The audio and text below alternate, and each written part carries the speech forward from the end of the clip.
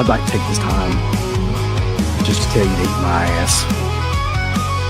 Fists in the air, the crowds all blaze, moments that steal the mundane's haze. No fear, no hold in this maze. Reach the peak of these wild days. It lives, Friday night lives. You die, but Friday night lives. Hosted by Deadpit Radio, Stuntman Mark and Rambo Rap.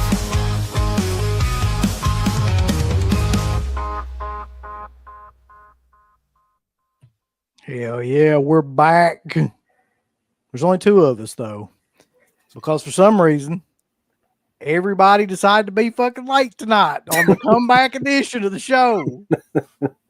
Mark will be here in about 30 to 45 minutes. Matt, the other Matt, is going to be on here in, I don't know, 15 to 30 minutes. We may have all kinds of special guests for this show. I don't know. But for right now, it's Rambo and I to set things straight. So, yeah. That's one way to put it. Shit. So, yeah, this is going to be an interesting comeback edition here, like, of the show, because we're going to be talking about the normal stuff that we talk about. We'll take any kind of questions, like any kind of like things anybody else wants to put in the chat. But we're going to definitely be talking about Vinegar Syndrome. We're going to be definitely talking about all the stuff going on there. So let me just give you a warning right now, because there's going to be different types of people in this chat. I already know. If you don't give a shit about any of the stuff going on with Vinegar Syndrome and, you know, the physical media thing that's going on in the community and stuff right now, then I'd probably leave and come back later, because that's probably going to be like when everybody gets in, that's probably going to be the first thing that we start talking about. And the last thing I want to have is like a bunch of people being like, "Oh, shut up about this stupid shit, drama and all this other shit." So you don't have you can come back, figure out when we're going to talk about something else. It's fine. You don't have to stay for it. Because you'll have a group, there'll be three different groups of people. There always is, right? You'll have the ones that don't give a shit. You'll have the ones that say that, like, we're starting more drama, which we're not. We're just actually, like, telling you about the drama that's already going on. Then you'll have people that are actually interested in it. So, I don't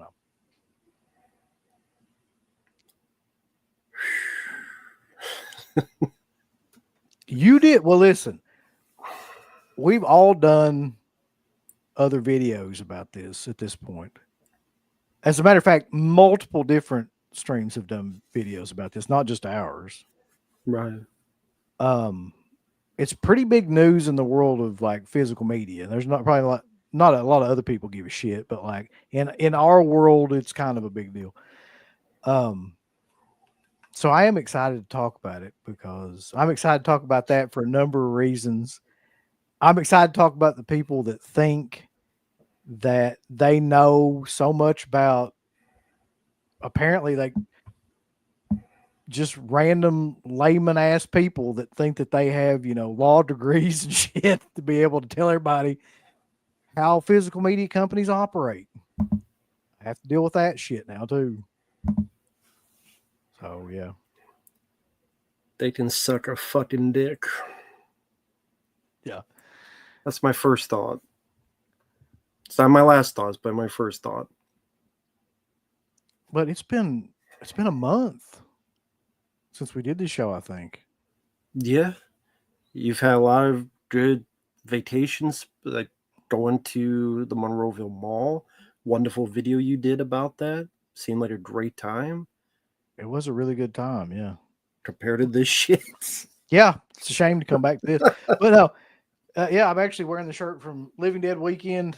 Monroeville was a great show. Big shout out to everybody that put on that show and that was there. And if you want to watch that video, there's an in-depth kind of video of exploring Pittsburgh that we put on the Deadpit YouTube. But yeah, that's probably one of my favorite shows now. I've never been to it before. Much better atmosphere than like the bigger shows. And so, yeah, I'm glad to see that Hipster Uncle Bill made his way back into the stream. You live by vinegar, you die by the serum. I like the glasses, the seafoam green hipster glasses I'm in. Yeah, I mean, that's what I hear. I'm going to eventually go see it. Huh.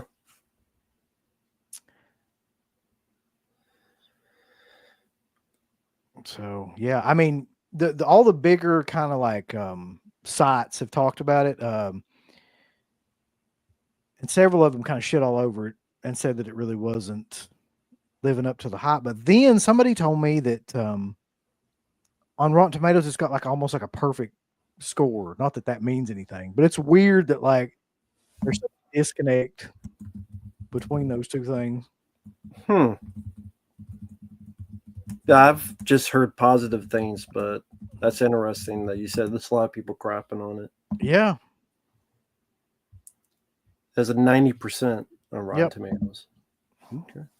I mean, I'll watch it because who knows? You know, it's one of them things where a movie like that, you never know if you're going to like it, not like it. And just depends on the person, really. Yeah, absolutely. I mean, I liked the first 28 Days Later, saw that in the theater, so we'll see how this does. It'll probably do well box office wise because they already got the sequel coming out next year, so we'll see how that goes. Let's see. Yes, Vinegar Syndrome can get fucked. That's true. Oh, man. We'll just go ahead and start on this because we're still waiting on a couple people. Sure. Radkins, I sent you the link on Instagram. I sent Matt the link in the same place. Either one of y'all get you candy asses on here at any time.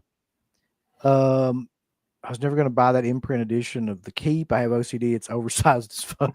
I'd wager most people wanted this. Yeah, like it would have never been a problem had they just shut the fuck up, but they can't. I don't know. Maybe it's limp dick syndrome. Maybe Vinegar syndrome. Maybe the people running have limp dicks and they just need to take it out on anybody else. I only listen to people with a doctorate in film. That's cute. All the people I've ever heard talk that had doctorates in film sound like they're just like talking out of their ass the entire time. Like they'll have a lot of those kinds of people on special features, and some of them will show up on those like Bravo lists and things like that. And every time they show up, you just immediately want to turn the channel because it's like, I don't need the socio-political ramifications of crazy fat Ethel. Thank you very much. You sure you don't? Well, maybe I do. Starvation in America. What are your thoughts on Sinners? I've never gotten through it. I started to watch the first half of it, but like I didn't get through the first half. I just did something else. Just busy with life and stuff. Yeah, I mean, I tried, but I just didn't get through it yet. I will eventually. I know you loved it, Ram. Like that's what Hey, you know, if you don't, you're racist. Well, shit. I can say that about just about anything now, can they? I love the dancing. I haven't seen any of it to get to that point. I mean, I saw the beginning where he's like, what do you do? He comes out of prison and comes back to that hometown or whatever, and they go. I haven't even seen to where they get to the actual place yet, where the shit really starts. You're missing out. So I've heard. You're missing out. Did anyone pre-order the Gator bait? I did. Unfortunately, I'll never get it. It'll come in about 4 or 5 months from now. Yeah, it's one of the 80 things wrong with physical media today. I hope you don't pre-order. You probably don't pre-order stuff though, do you? No, at this point in my life, I have little to no patience with that shit.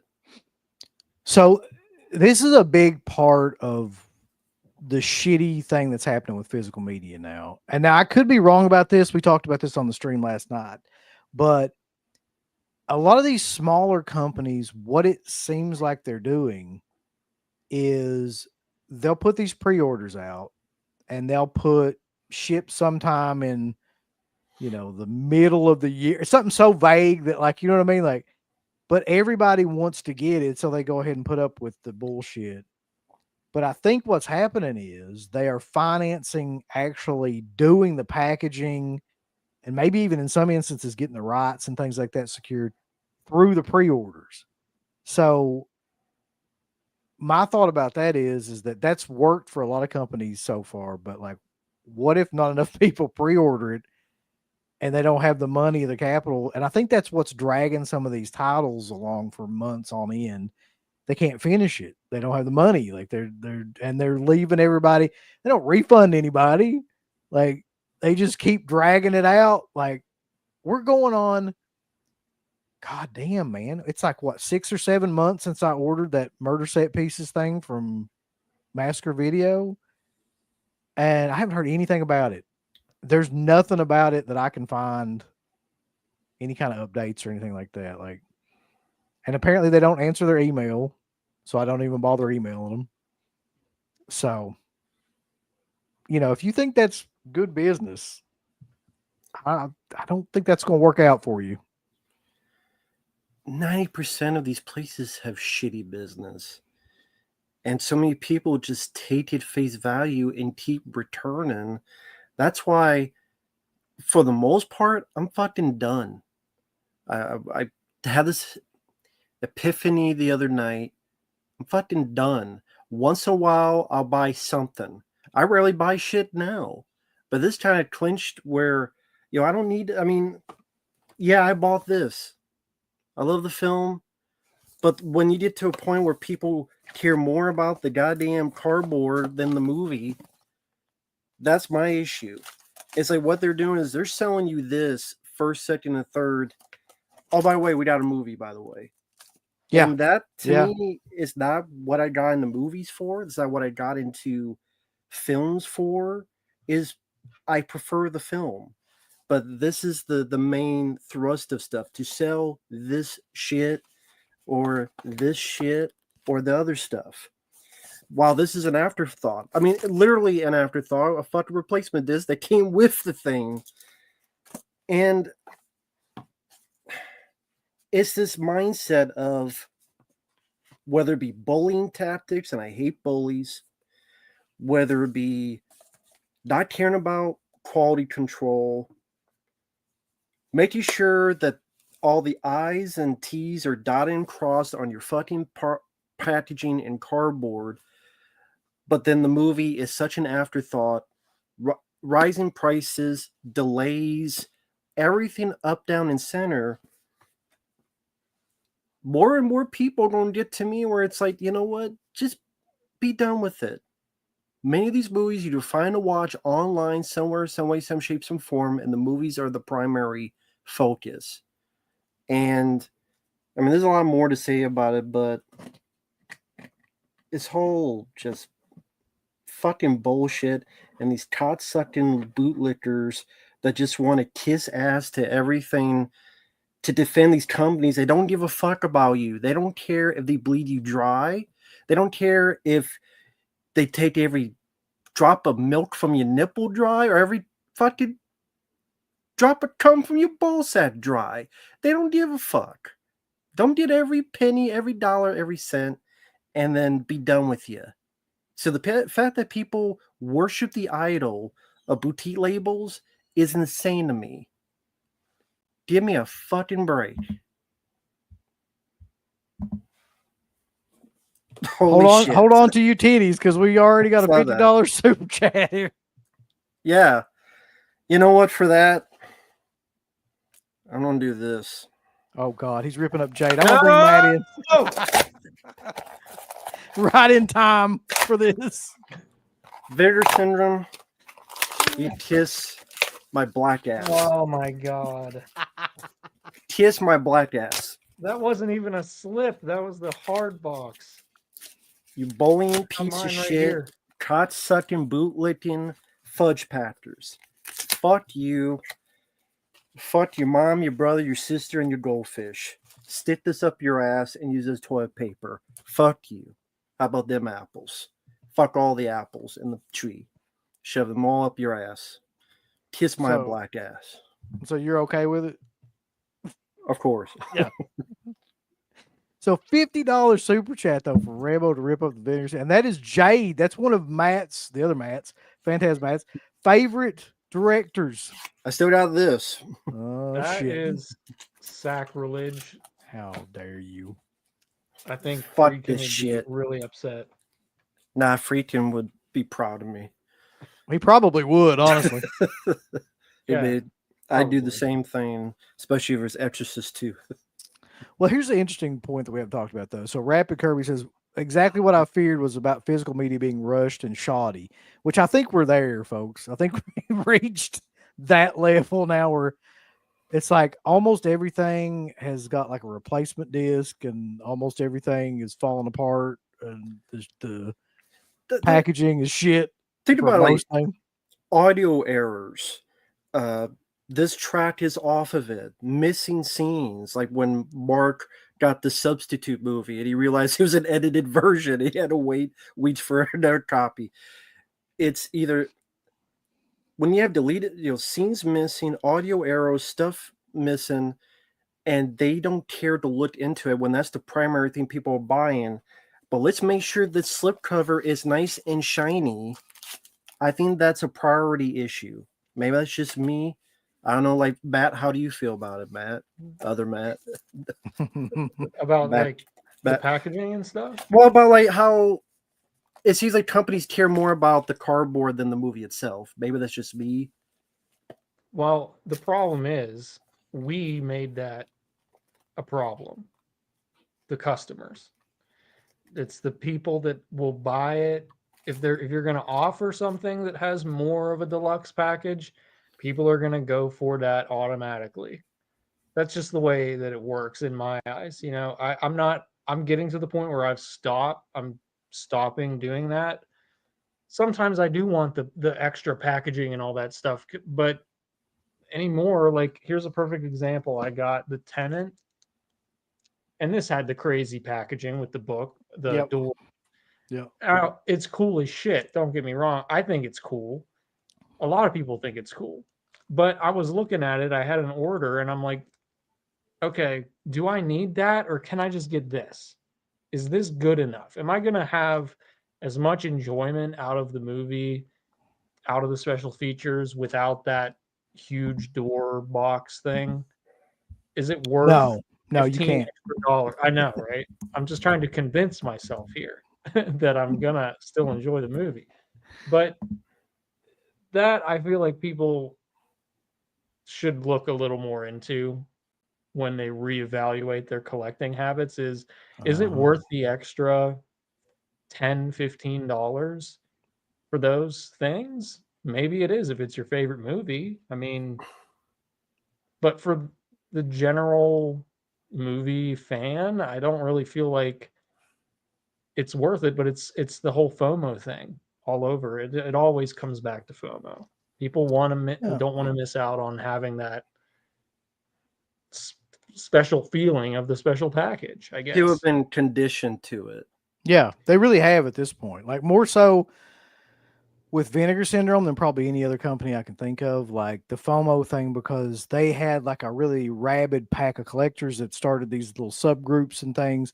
So the FOMO thing was huge with them. Everybody wanted to get these limited edition things as quickly as possible and sell out and collect it. And I don't know why really anymore, because like what you can't even really give most of this shit away. So I don't know. Like, I mean, I do kind of know, because it's just the idea of like a bunch of different people having something and somebody wanting it, but it's gotten crazy at this point. But here's what I was saying last night too, and to me, the ultimate end of physical media is going to be pre-orders, because if there's one thing that people, if you take away the FOMO, then you're just really left with, if you've got enough time to think about what the fuck you're buying, you're not going to buy You're it. not going to get it. Yeah. No. And that's what they're doing with these pre-orders. They're putting enough time in between people to where like they have time to think about it. Like maybe that wasn't a good decision. And then, that their whole marketing strategy's fucked now. Just because they're trying to do it. That's happened to me plenty of times. What's up, You know, Brackens? What's up, guys?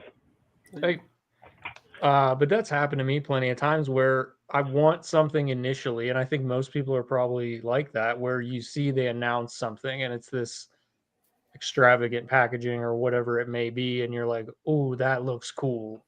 I would like to have that. But let me hold off. I don't need to get it right now. It's a pre-order. So then you hold off and you wait until it comes out. It's actually officially ready to be shipped. And then I'll find myself looking at it. It's out. Okay, well, I can get it now. It's out. It'll ship now. But there's so many copies left. I'll wait a little bit longer. And then by the time I wait and wait and wait, I realize I'm like, maybe I don't even really want that much. And so I Yeah. don't buy it. Yeah. And I And don't think that, that's a but bad see, thing. no, it's not a bad thing. It's a bad thing for them though. And that's where they're Right. fucking up because they just didn't. I don't think they really took that into consideration. How many people are solely buying their stuff just because other people were buying it and that they didn't want to miss out on that. And I just think there's so many ways they're screwing themselves over right now. We'll really get into the main way here in a second, though. Murder Rock.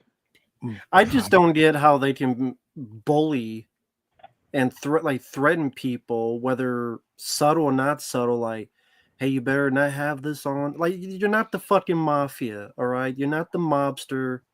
Kiss my ass.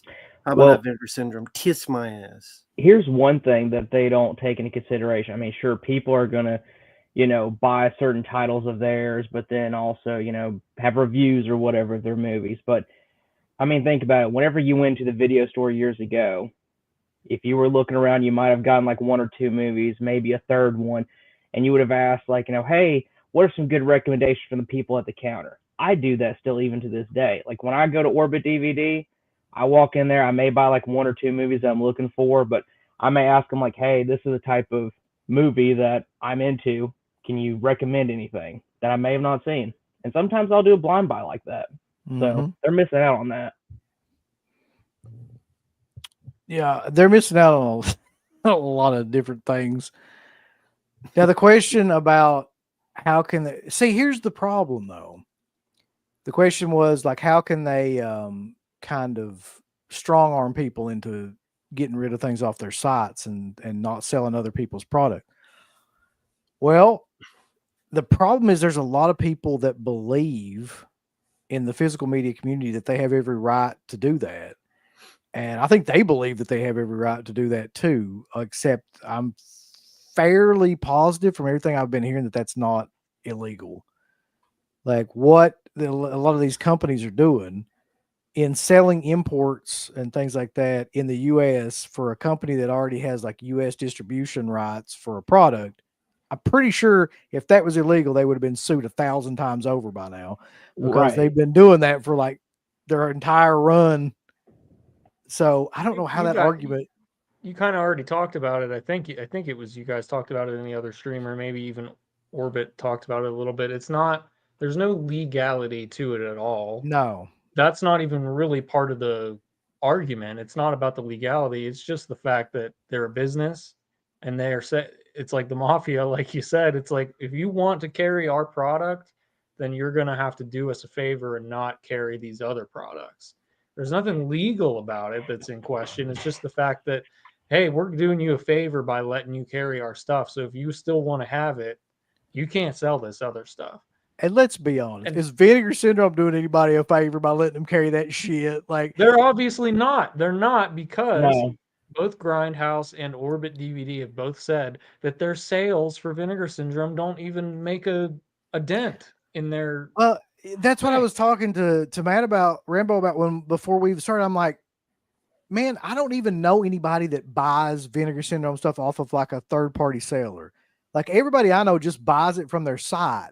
So why would you give a shit? Like, I mean, because that's got to be the most minimal profit for them ever to sell Vinegar Syndrome stuff on their sites. Because the only time anybody does that is if they sell out on the Vinegar Syndrome side.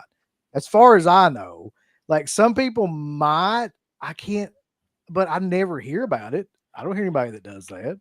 Well, the one thing too that I was hearing that was kind of interesting is the fact like they'll try to order in like some stuff that's selling pretty well or they think it's going to sell pretty well, like with the limited slips or packaging or whatever from Vinegar Syndrome.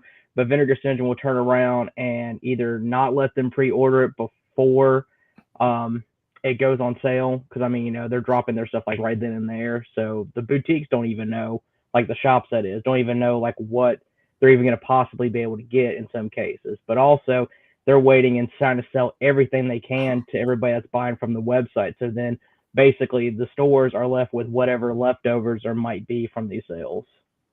And on top of that, Yeah. too, they're not even getting great pricing from what I've heard, like cost wise. I mean, No, it doesn't seem like. I'm in wholesale, man. Like I sell like I'm in automotive stuff, so like I'm selling like pallets of like fucking oil and all kinds of stuff like that, and I'm giving people good pricing, especially because they're buying in bulk. But clearly, they don't seem like that's the way their motive should be. And it's nuts too, like when they can buy something from Australia that's going to turn around and be sold for $200 a piece. They're making more money on that, importing that, and as less as what they're getting from a domestic company and buying more of them too. That just blows my mind. And here's what I'll say about like a lot of stuff we're talking about too. For people that are not familiar with this, I want to give like a brief rundown real quick because this is probably going over some people's heads. Like, so basically, to sum it up, this has been going on for a while, apparently, where there's several different companies, but the one that we're primarily talking about is Vinegar Syndrome, have been telling these small kind of retail businesses that carry, physical media, like, we don't want you to carry the Region 2 editions of the same titles we stock in online on our store. So, for example, the Keep was the one that really got all this going because the Keep was being done by Imprint, and also being done by Vinegar Syndrome, and they were like, we don't want you to sell the Keep from Imprint, and if you do, apparently, like whatever, we're not going to give you other shit or that shit or whatever the threat was. I have no idea. And for a long time, apparently, this had been going on, and they were kind of just undercover doing this for them. Like just being like, okay, we respect that. There's no contract. That's what I hate about people on the internet. People are like, well, like they got contracts or they got a right to do this or they got some sort of legal. There's none of that shit going on. And if you need any evidence of that, just listen to the guy's stream. Like he talks about all that on the Orbit DVD stream. He's the one that says it. Like, I mean, there was nothing like that binding them to do this. He was doing it as a favor and a good kind of conscience thing because they asked him to. Mm-hmm. But nicer guy than me. I would tell him to go fuck themselves. He's a much nicer guy than me. I'll say that. At the end of the day, I guess at some point, because this happened with Grindhouse and then it happened with Orbit, at some point they figured out we're actually making more money by selling the Region 2 versions of this than we are by selling any of the stuff that Vinegar Syndrome's got. So why would we do this? Why would we continue to not stock this stuff? So we'll just like be done with it and just carry on. But to me, the bigger part of this issue is that who the fuck goes around and like tells people you can't carry other people's stuff when that's your whole business? Like, that's the part that blows my mind. Like, I would never. You guys made a lot of the points already on your stream that you did with Garrett yesterday. And what he said was also the fact that release, we're talking about the Keep because this is just the current situation that's going on. But that Keep release has been out for 6 months at least now. Yeah, they already sold out. Yeah. It's sold out immediately. The only thing you can get from Vinegar Syndrome is the standard edition, no slip, whatever. I'd put money on the fact that they're probably going to end up releasing one of those, like, you can get this new slip for this at some point. I'm sure they're 100% they're going to do that. I mean, they done it with From Beyond. Right. And that's just, there's nothing wrong with that. They've done it 100 times. They do it. But so it's just the standard edition still. So it would make a lot of sense, a lot more sense if it was, okay, 2 weeks or a month apart, these releases came out and again, I'm just repeating kind of what you guys talked about. Yeah. Then I could kind of understand the fact that, like, hey, could you do us a favor and let us kind of have our run with it because we're here in the US and we have the US rights. All right, fine. I could kind of understand that from a business perspective. But this movie has been out for months and months and months. Your big edition, your big special ultimate deluxe edition is long gone, so people can't even get it anymore. And then somebody in Australia comes along and says, "Well, here's our rendition of it." It's super expensive. That's another point I wanted to make, is the fact that most people are not going to go for that umbrella or the imprint version rather because of the price alone. They're still going to go get the Vinegar Syndrome version because it's a lot cheaper, it's a lot more Yeah. affordable, and I mean, only yeah, the real hardcore people are going for that at the end imprint of the one. day, most people are going to want the cheaper version, right? Like that's Right. and only the really like diehard fans of that movie are going to buy a $200 fucking edition of it anyway. So Right. it's like, And like And you then, said on the other stream, UB, I mean, I'm going to buy more domestic stuff because A, it's easier to get. I mean, you're yeah, going to have more places to get it from, whereas importing stuff, I mean, you're either going to have to buy it straight from that company, pay out the ass in shipping in some cases, or you have to buy it from someone like Orbit.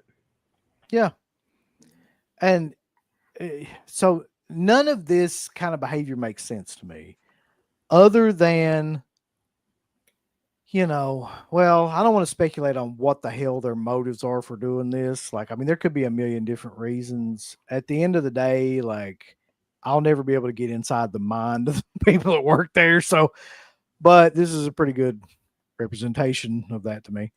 But let's add Mark in here real quick. I'll 'Cause speculate. I don't Oh give a God, fuck. I'll speculate. Rambo's gonna speculate. I'll speculate. I don't give a fuck them. I think any company, especially when they become successful, this is my thought on it, they become overly protective and overly sensitive because they realize they hit a lottery ticket. Stream Factory did back in the day, Vinegar Syndrome now, if they're making this much money on something like the Keep Alone, they hit a lottery ticket. And so they see anything that in their mind even remotely thinks it will give some kind of competition, which it wouldn't, like you guys have said. But being overly sensitive and overly paranoid protective, it's not about making money, it's about making more money. You could be the richest person alive, but because of that, they want more money. They want more. And people do the dumbest things to do that. But that's something that you see. Blockbuster was successful. Let's strong arm mom and pop stores. Didn't make sense. People go to Blockbuster because they have more product, they have more this and that. But let's strong arm because you either get overly confident, overly protective, overly paranoid, and it's not about wanting money, it's always about wanting more money. I think with these businesses, you're going to see more and more of that. How do we get more money out of you? And I honestly think at this point, they rather just have these other businesses go away and not give a shit and just buy directly to their website. They don't have to make sense. They just have to make money. And they'll be overly protected whether it makes sense or not. There's certainly, and I think this was brought up the other night too. There's certainly this idea of like, somebody mentioned like, why can't they just be happy with the amount of money that they make? I don't think that's how people like in business think. No, it's always more. I think it's like, I think it's more like they think I got to maximize like profit in every way humanly possible. And I think that's probably kind of what they're trying to do. And like, I don't really think that they looked at the ramifications of like what happens if you piss off somebody that has a huge amount of respect in the same community that you do, then what's going to happen. And like, that's kind of where we're at right now. And everybody's kind of like dividing into sides. So you got, like I said earlier, the people that like claim they don't give a shit, but seem to love to comment on everything that has to do with this stuff.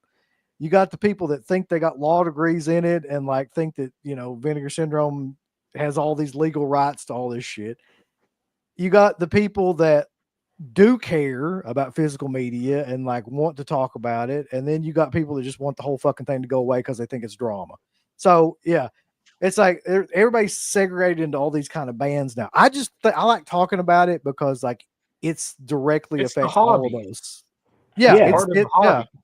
At the end of the day, if we're gonna be real, like, honest and blunt about it, none of this shit fucking matters at the end of the day. Right. This is not important life stuff for most people. It's This for is some just people when they're I think it is, Matt.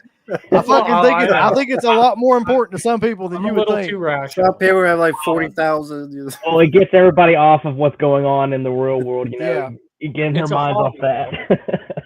So it's not like I don't. This is gonna. Another thing is this is gonna die. This is gonna go away, and it's gonna die over in like a week, probably. You know, I really do believe that because how many other times has it happened? Remember when the Keep first came out, and that artwork got leaked, and it was like the Oh, yeah. big thing for like a week. Like a week was just like everyone was talking about how it got leaked. It was your And fault, Phantasma. It was your fault. it wasn't even my. Hey, the artist got so upset that he blocked me on Instagram. I've never I talked to the remember guy that. It's before. your fault. All I did was ask him who's putting out the Keep before I even knew that he had it in the URL and it said Vinegar Syndrome. I didn't even know that at the time when I first asked, but he got butthurt and blocked my account. It's like it's a simple question. I mean, if you can't answer it, just don't answer it. But he blocked me. But he was probably shitting his pants because he was in deep shit with Vinegar Syndrome for the whole fiasco in the first place. But Is that why they Um, kept deleting your stuff on the Facebook as well? They're just like, it's Took the him mark out again. of there. You gotta get the fuck out. Sorry about that, Mark. Delete his post. that's Sorry. something that I wanted to mention too. And oh God, what's happening here? I don't I'm just know. trying different layouts, see if I can get one that's where we're not all small as fuck. Okay, there's one. The Facebook thing is silly. I mean, people know there's a Vinegar Syndrome Facebook group. It's the Sadly. Vinegar Syndrome Collectors Facebook group, and I don't know who the moderators are. I have a feeling that people that work for Vinegar Syndrome are lurking in there, or may Oh, even be 100%. admin. I think so. Yeah. 100%. Same thing Uh, happened with some other groups I was in, like Waxwork Records. They had members of like the community that were actually employees monitoring that shit. So a bunch of And limp dick bitches. the thing is, there's other groups. There's other groups for Vinegar Syndrome on Facebook. I'm not in any of them except for that one because it's kind of like the one, if you want to call it the official one or whatever. But you know, this whole news broke, and there have been a lot of like memes and jokes and AI images. We've all seen them across Facebook. There's tons. That's the weird thing is this took on a life of its own, man. It did. Like it really has become like some sort of weird cause where there's like a new meme every like 30 minutes. So I made a couple of them. People probably saw them on Facebook or Discord. It's or him whatever. again. It's It's that Phantasma. bastard. And it's not even just me. Like I wasn't even like there's plenty of other people that are doing this. I may have posted like one or two, but I was the first one to have mine deleted from that Facebook group. They I don't don't like even- you at all. I don't even know what the one was, the first one that got deleted. It was just the screenshot of the forum of the person that basically brought all this to light in the first place. It was just a screenshot saying, "Hey, did you guys see this?" Like, I don't know, like, because not everybody reads all the forums or anything, but I figured it's a Vinegar Syndrome Facebook group. It's worth a discussion at least, right? So I posted it in there. We did. Now piss off. And then it started gaining traction, and it gets a lot of comments. And to my surprise, I was honestly a bit surprised that most people in the comments were in agreement with how silly the whole thing sounded. Like, why would Vinegar Syndrome do this? Why would they be this way? This is stupid. Most of the time, you get like a horde of people that are defending Vinegar Syndrome to the death, but I think most people are able to see that this is really just stupid because we're all collectors and we're all kind of fighting for the same cause at the end of the day of physical media and being able to have it easily accessible, which is what Orbit does and Grindhouse and all these other places. So anyway, it started gaining a lot of traction, and of course people started showing their true feelings in the comments about how stupid it was, and then one of the moderators deleted it. then it's just kind of spiraled out of control since then, where people are like, oh, you're going to delete a post, well, I'll just make another one, and then it here's goes on the another realm, and then it turns into memes. And then I posted a meme about the last gasp, which had nothing to, it was just a stupid, it's tongue in cheek. I'm not trying to piss anybody off. It's stupid, funny. People like to laugh. 99% of the people on It's there that were guy. laughing at it and commenting and saying this is But, hilarious no. and laughing. Troublemaker. And then they delete it. Fantastic, They man. fucking deleted it. Such It's a All it is Well, for damage problem. control. That's why Yeah. they deleted it. Yeah. The problem is though, is that a lot of Vinegar Syndrome's hipster, like, fans that they have on those things are also really big into not like censoring shit and things like that. So they're kind of going against their own fan base in a way. And it's like this weird kind of, you're watching the worm kind of turn between a lot of those people that are like, okay, so like, why are they, deleting all this stuff? Why are they censoring people? Like, they don't like You're that shit talking about either. It's a as much as company they that- like.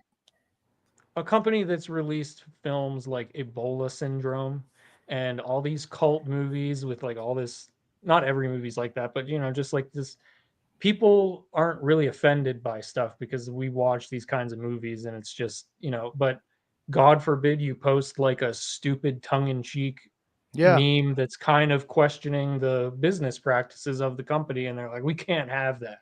We can't have that. Just give me a break. Like, But what bug is up your ass about this? It's not that serious.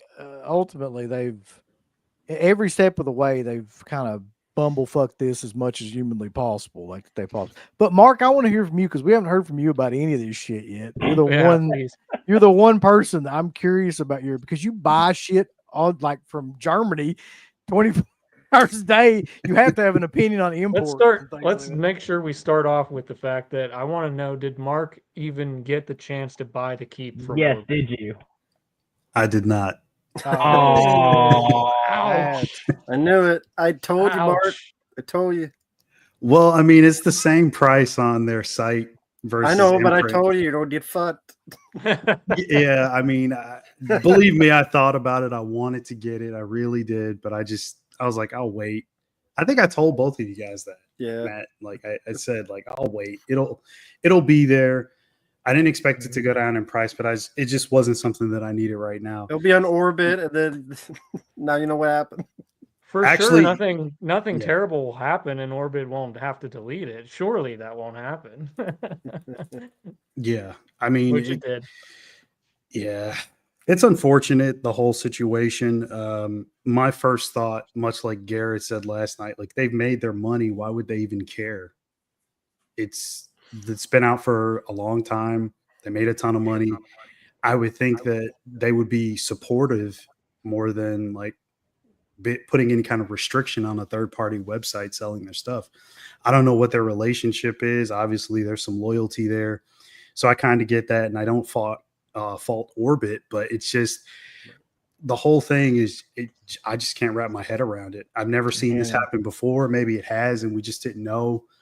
It has. Yeah, Grindhouse Video, same thing. Cannibal the Musical was up, and he was told to take it down. Yep. And then he didn't, and then they punished him for a bit, saying you can't have any of our stuff. Then he had a phone call, and apparently the guy was an asshole. Mm-hmm. The other thing too that's oh sorry, go ahead. Go ahead, man. I was gonna say the other thing too that's nuts to me is like you can't even return anything. Like if you bought it from Vinegar Syndrome or OCN, which is it's pretty much Vinegar Syndrome. Let's just be honest. So I mean, these guys at the end of the day are stuck with the shit. Even if it's damaged. Even if it's damaged, yeah, they can't even get like a partial refund, nothing. So, and it's nuts to me that these same titles either they're paying about the same that we are or a little less than what we are, but also hell, like 6 months from now they'll do a sale and they may try to finally get that title, and we buying directly from them in some cases are getting it cheaper than what these wholesale places can get, which is kind of messed up in my opinion. That's the other thing. They're like, I bought this shit from you. Now I can sell it. It's not like, so I buying this shit. That would be like me selling on eBay and them saying you can't sell on eBay or we're going to sue you. I bought the shit. I can sell it wherever the fuck I want. They bought the shit. They got You their won't money. let them return it. What are they supposed to do? Dance? Like sing along with fucking copies of it? Like what are they supposed to do? I bought this. I sell it here. That's how all stores work. Do they not know how stores work? It's all ridiculous. There's no reason to be competitive. The market space is more than big enough for like let the fans decide what they want to Yep. buy. And in my opinion, Imprint did a better version of the Keep. It had more features, packaging wise for hardcore collectors. There's that aspect of it. So if I was Vinegar, I would be like, hey, you guys did a great job. This looks amazing. Like, cool, sell it. Like they've made their money. Now let these guys make their money. There's no need to try to make it a competition. Like everybody's going to make money regardless. That's the part that's most sensitive bitch. confusing. Like that's the most confusing part, though. What I you were talking about, and what I'm trying to figure out too is they could have just shut the fuck up and just collected money like the Monopoly guy, and like been rich for. But like, why? Like what made them decide that this was a thing to do? It just so much of this parallels like wrestling and Vince McMahon to me, to where it's like, it would have been so easy if he could have just controlled his own ego, but he couldn't, and he had to like, go after people and do this. I think it's just got to be the same type of fucking thing, man. That's the only thing that makes sense. Like Maybe. I cannot figure out for the life of me why you would want to like aggravate these people that are well known in these communities, that are like your largest fan base, and that eventually something's going to happen and it's going to blow up in your face, and it's like, here we are, and now you've just damaged. If you had to guess, how much money did they make on the Keep? Just in those What, few Vinegar days? Syndrome? Probably over $500,000. It was somewhere around there. I did the math on it versus how many copies they actually had in stock versus how much it cost. It was pretty easy to do the math. But to me, like it's a situation that's going to blow over rather quickly. I think, Matt, I think you said this earlier, like people are going to forget about this in a week. So they're not going to lose any money. People may still be upset. Thing, though. That's the sad thing. You're right. But I don't think you're entirely right, though. I'll tell you, like, I'm probably like, you're right. This will blow over. And to me, it's like, something else will happen that's bigger and people will forget this shit and things like that. But there's still a part of me in my mind now where every time I hear anything about Vinegar Syndrome, this is going to be in there somewhere now. And I really have no like desire to try to help them out in any way now. Like, I mean, we do streams after streams after streams and like promote their shit for free. Never got anything or even any acknowledgement about it, really. And it's like, that's fine because like I really enjoyed their product and enjoyed like I don't really have any desire to do that now. Nor do I really have any desire to like be there day one for their sales or anything like. So I don't know how many people are like me in that aspect, but like this to me is a turning point for that part anyway. The situation isn't serious enough so where like you won't buy another Vinegar Syndrome title ever again. Like you'll probably buy another one in the future, depending on what it is, of course. I won't. Yeah. Well, yeah, Matt said I probably will, to be honest, but like I don't think I'll buy near as much shit as I have been. Like if I have an option to do any fucking thing else from now on, I will. And I wouldn't have done that before. I would have just bought from them. Mm-hmm. That's just me. But like I'm not gonna I won't. Fuck them. Tired of this shit. I just made you're gonna rip it up anyway, man. Did you see what he did? Oh my god, what is that? Jade. It's the fucking hard. You missed that. This. What? I missed that too. Oh my god. Terrible. Let's get. Oh, there's some super chats on here. Let's get to the super chats real quick. Gotcha. Mike wants to know, do you guys know with I Know What You Did Last Summer reboot ignore part 2? I'm assuming he means does it ignore part 2 and just go from like part 1 into the reboot? Oh, I hope not. We need Jack Black. I would imagine it would if I had to guess. But I think it's canon from what I saw online. I think it is canon. But again, it's not out yet, so who knows for sure. Well, ain't that great? Yeah, I don't know. I don't know anything about that one, to be honest with you. I only saw the one trailer at the theater and I forgot Your, about it immediately after. your guys' reaction Pretty was much. great on the fucking trailer. It's just, I felt the same way. Most generic ass looking characters of all time. Business of Fear says it's like how Vince tried to strong arm arenas and pay per view providers, except Vinegar Syndrome isn't anywhere near as influential. The Orbit guy said Vegas makes up a tiny. Yeah, they overplayed their hand. They're not nearly as important to these retailers as they thought. I don't think, because they're not. Like I said, the majority of people that buy shit from them buy it from their website. They don't buy it from these retailers. The retailers don't see a lot of like profit from these Vinegar Syndrome. I guarantee it. That He even brings up said a that. question. That brings up a good question because if Vinegar Syndrome is so concerned with having to police businesses that are selling their products and having to worry about other regions releasing the movie and them selling it and whatnot, why are you even offering these businesses to carry your stuff? Just leave it on your website and say it's a site exclusive. Like, I don't see what the problem with doing that is, because like we've already made the point 100 times, is that 90% of the people are buying it from Vinegar Syndrome directly anyway. So Yes. why I are think you causing this stir up? It's like, just don't even, like, leave it on your site for all or a majority of or a particular amount of the releases that you have and say you can only get it from us. that's the Just next leave it that step. way. That I, there's a solution right there. I feel like That's the next step. I would they feel. don't need any more. They don't need any more publicity for no. their stuff. They've already got a built-in fan base. You go to any convention that they're at, and people are all over their table like the entire weekend. They don't have much to worry about. And I get that it's a business, and like the money is obviously a part of a business, and you want to make that money. So that's understandable in a sense. But if you're gonna be like so if you're gonna have to have fucking spies going out and making sure that nobody's selling your product with another product that's similar or the same movie, just stop doing it then. Just say, okay, we're not gonna let any other people carry this besides us. Maybe you I guys don't think anybody mentioned, has a problem with that. yeah, maybe you guys mentioned this already, but did he say what they plan to do with the rest of the inventory for? He's gonna do a Matt, liquidation sale. Oh, is that okay. what it is? Okay. Yeah, I in didn't know that. July. Near the end of the stream, he was mentioning something about like, yeah, he's gonna do a liquidation sale of pretty much, I think, all Vinegar Syndrome titles, except for, of course, used ones. Basically, anything that's new or damaged. I mean, some stuff I've gotten that claims to be damaged, it's maybe like a little ding on the case, if that. It's very minor, and I don't care. It'll be damaged after he punk kicks a bunch of them titles. He probably wants to do that anyway. Yeah, I don't know. This whole thing is wild.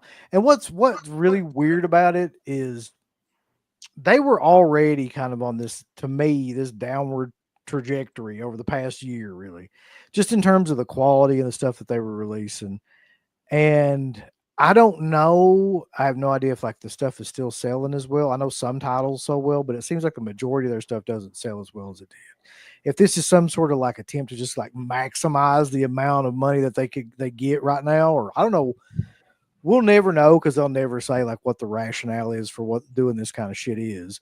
But it's baffling to me. I'm trying to figure out like anything to make it make sense, because I really enjoyed Vinegar Syndrome up to this point, in terms of they just mostly released a bunch of garbage that people like me like to watch, old slasher films nobody gave a shit about, Cat 3 films, like, yeah, exploitation films that nobody really gave a shit about.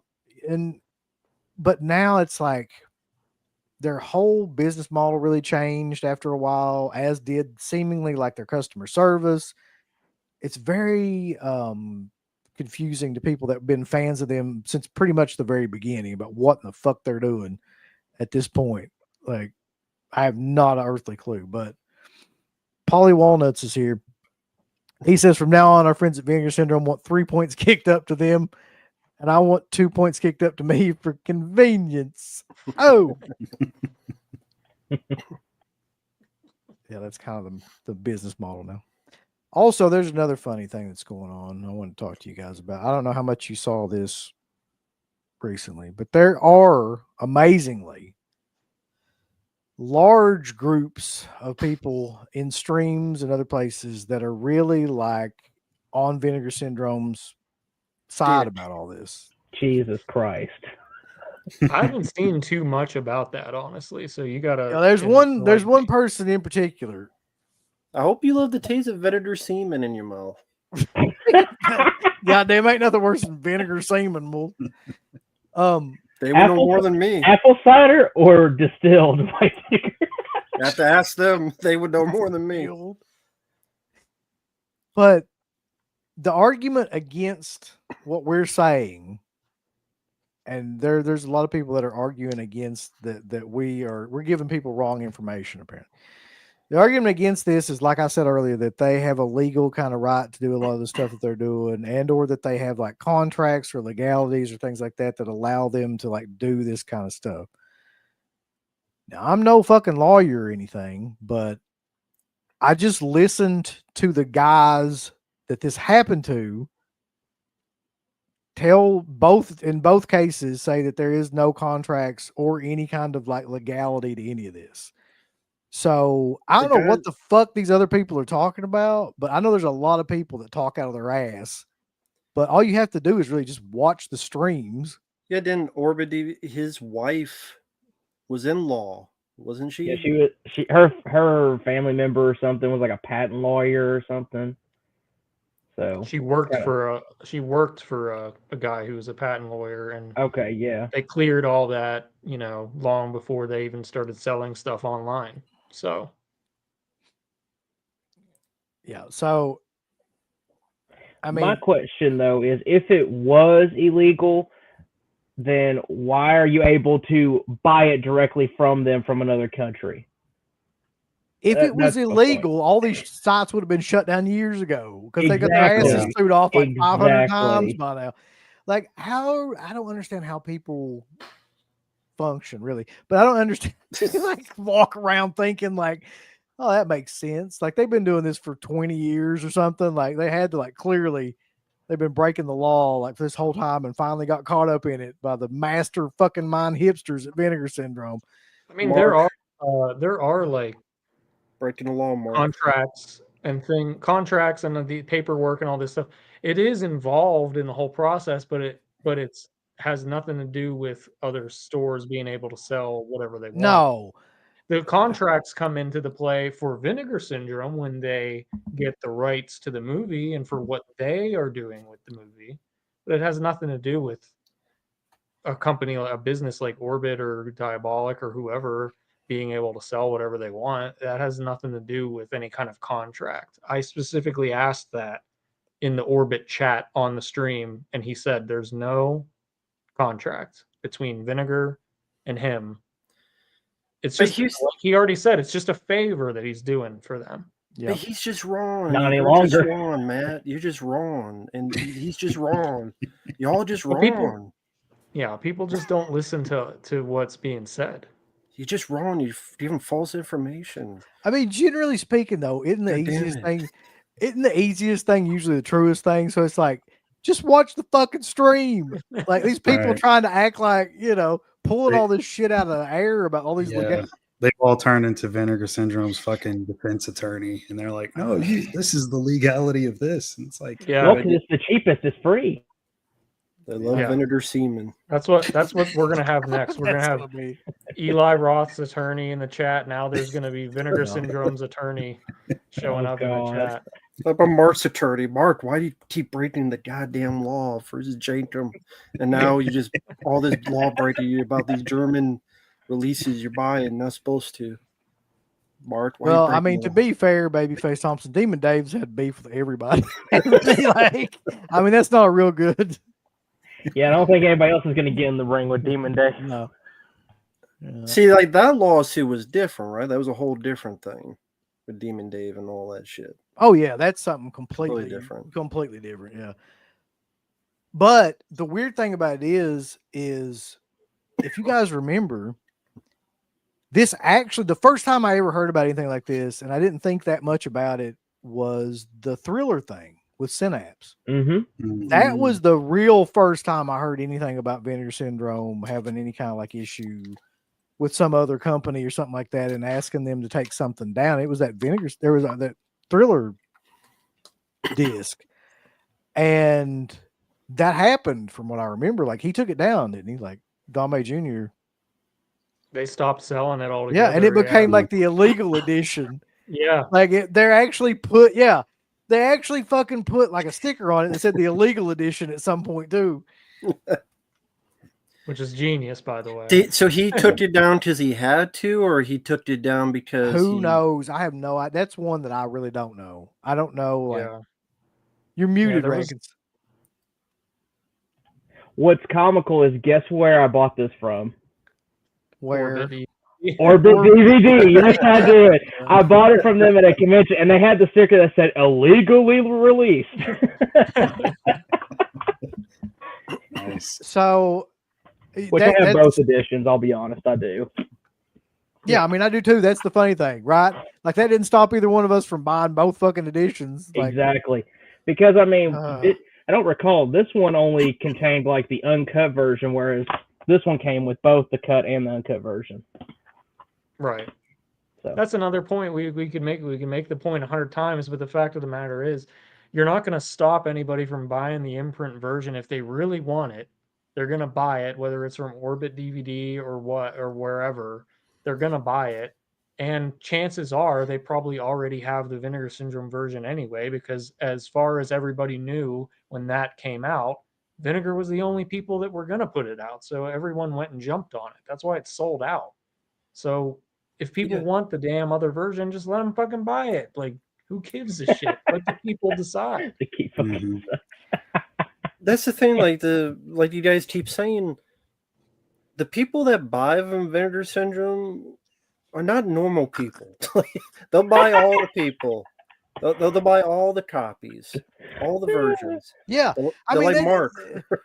Listen, see, that's what I'm saying. If they just shut the fuck up and just like people like us would have bought multiple different versions probably of films that we liked, but now for me, it's in the back of my head. I'm be like, if I have any other option, I'm not gonna buy from Vinegar Syndrome. So like, it just all of this to me just seemed to backfire on them completely, because now it's just like created this kind of hatred that wasn't there.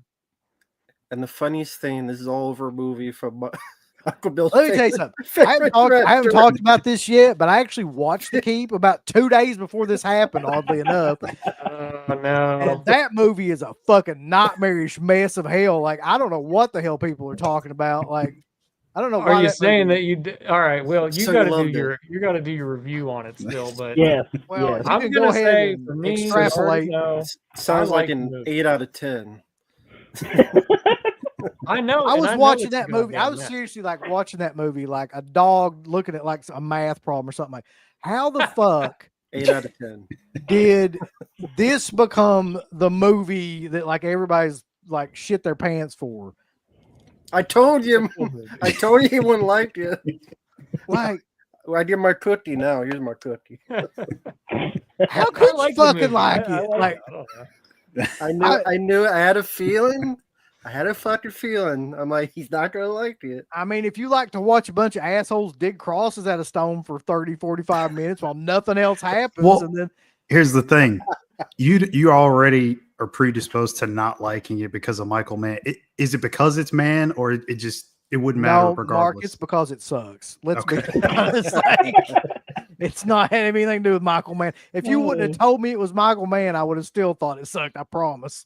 Like, Yeah, to be fair, I mean, you like Thanksgiving and you don't like Eli Roth, so right. There you And I go. mean, I'm sure I'll run into a Yeah. Michael Mann film that I like.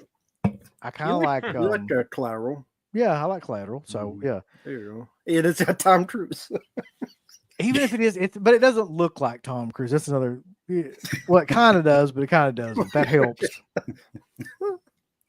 I thought you were going to say it doesn't look like the Keep. I'm like, what? Oh, the top. I'm like, what? Also, another thing too, when that fucking thing came down, when you saw what that was in that and all that, and it came down that little, misty fireball thing, and you actually see it, I'm Monster. like, what the fuck am I watching? Like, am I watching like a Jim Henson movie or something? Like what? Yeah. Like Dark Crystal? Like That's it. I was I just have a lot of amazed. fun with the movie. I feel like it is obviously a mess, and it's just like, but that for me is what I liked about it because it is so like bizarre and weird, and the soundtrack was great. So Mhm. I Yeah, had a soundtrack good is time with great. it. I actually I don't mean, mind the Keep. I just think it's fun. I just I know do too. I'm in the same boat. I'm in the same boat. Yeah, I love the I get it though. I get what he's saying. Yeah. I don't mind Yeah. the film, but I get what he's saying. Mhm. yeah. If it was Yeah, I actually a think finished film, it's Right. it's Mhm. You far can from the worst movie I've seen from Oh Vinegar God, Syndrome yes. Oh yeah, ever. that's true. So, I kind of agree with that too though. But yeah, I like think a lot of people would. but you can definitely tell it's heavily edited to shit. Like you can yeah. tell it Yeah. because it makes no sense in a lot of places. Like Right. the action that's going on in that Yeah, movie. even the ending was edited. Like, Mhm. and you watch the TV cut, they'd show like the full ending. Where Babyface song character says, lives. I got to be honest, I'm the biggest Michael Mann fan. The Keep sucks. Yeah.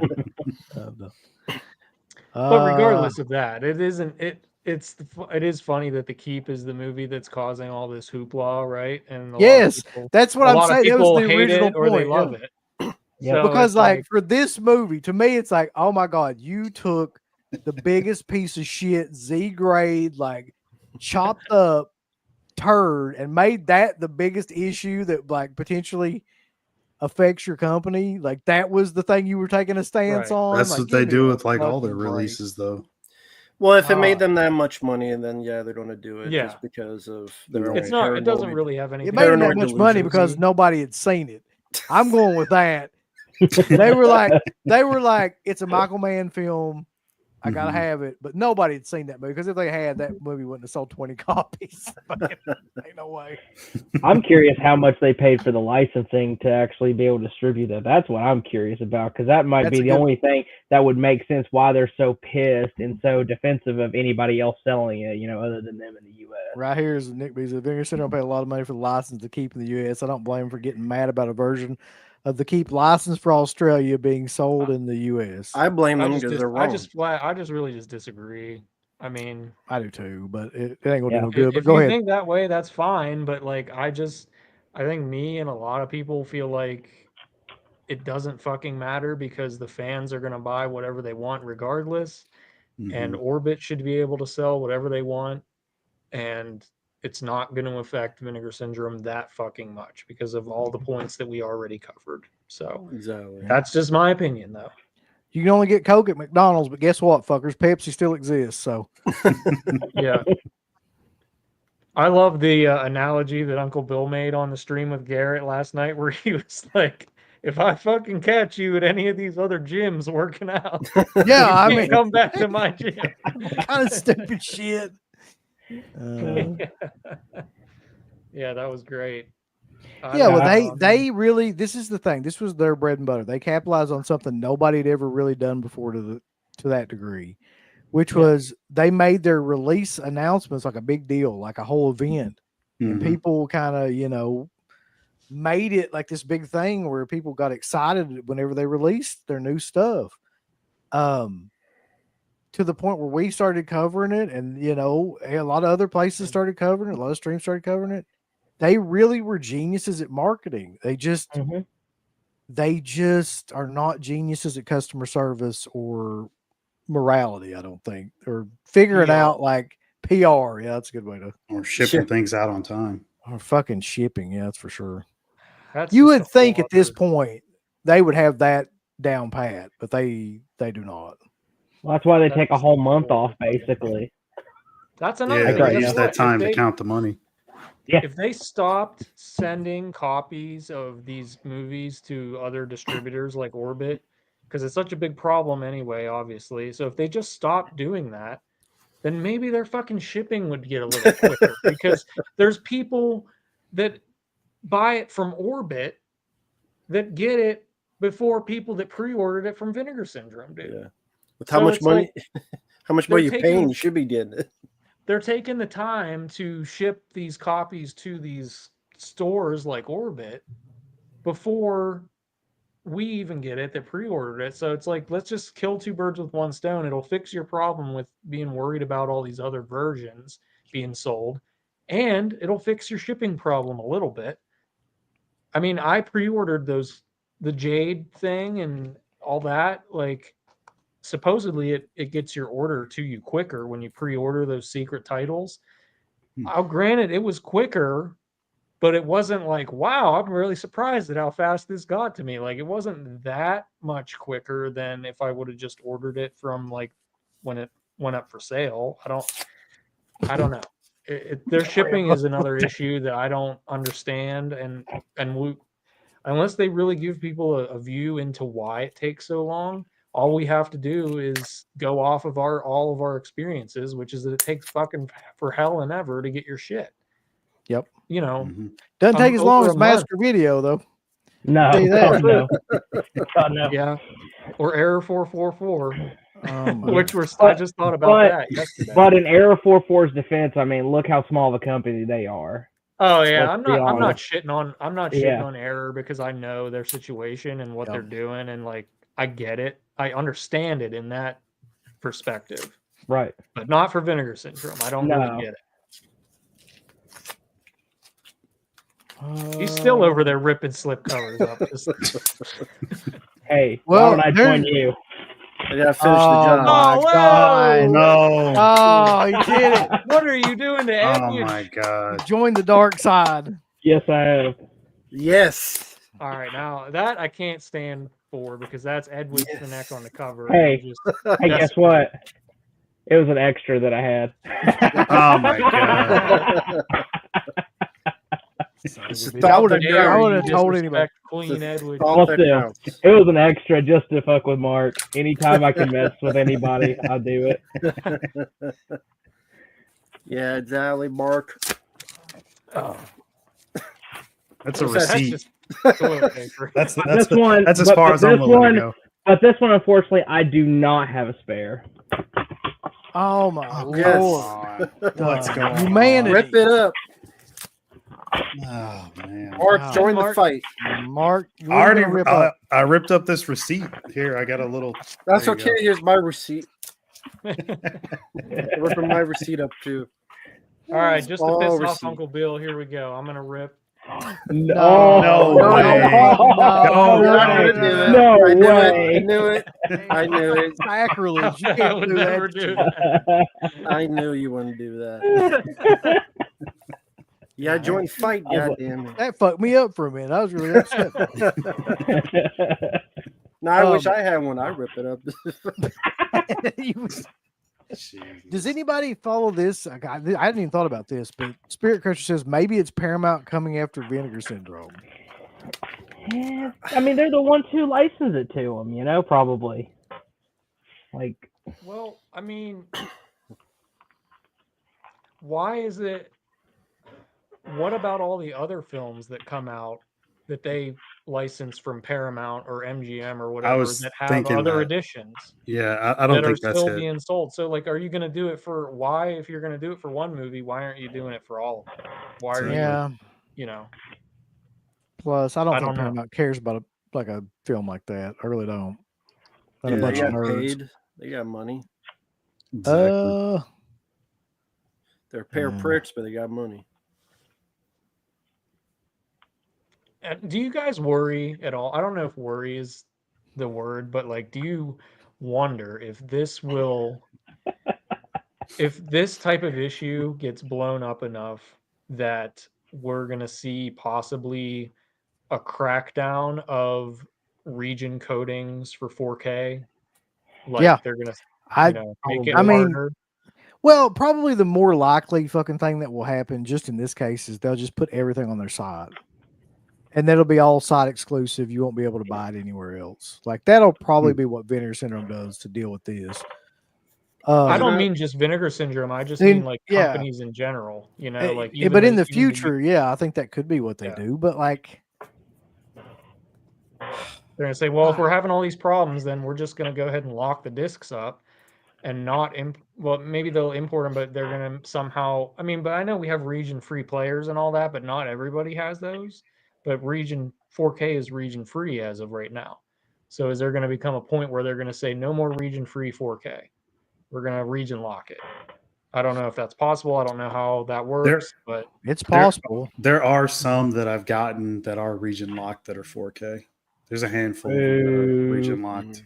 So, and these are recent releases, like within the last couple of years. So it's happening. I don't think it's on a grand or mass scale, but it's definitely. I remember hearing about it, like when they started talking about that they would start doing it, but it never really took off for some reason. Like, because there was a point where they were threatening to do it with all 4Ks, but Right, like yeah. it never manifested for some reason. Probably because of expense, if I was guessing. Something to do with like what you would have to do all that shit is probably what held that up. But yeah, isn't that what just I would say with the just putting it on the website? Isn't that what that Lionsgate Limited is? It's just stuff that's always on that website and nowhere else. Like you did Ghoulies 3 for almost $40. Yeah, I think that is what they're trying to do. Exactly. No, it's supposed to be fun. It is fun. They're the ones making it not fun. It ain't got nothing to do with us. I will say, that he was saying that Orbit handled it like a class act. They really did, because I'll say, like, I talked to Mark from Orbit at Living Dead weekend. I don't know if you got a chance to talk to him, Uncle Bill. But he's like one of the nicest guys of any of these people that sells movies for these companies and stuff. Like, I don't even know the guy personally, but funnily enough, I went to talk to him specifically about the Keep when I was there, because I was asking him if they would be getting the Imprint version, because I was asking for Mark because he wanted to know. So, and he was like, "Oh yeah, like we're gonna get it," and giving me all the details and just general conversation about a couple things that they had. But definitely one of the nicest, like, most down to earth, relatable guys you could talk to. You know, him and his wife. I believe it was his wife that was there with him. Not 100% sure, but everybody that works there, they're great. Their shipping is like one of the best, if not the best, as far as businesses go for physical media.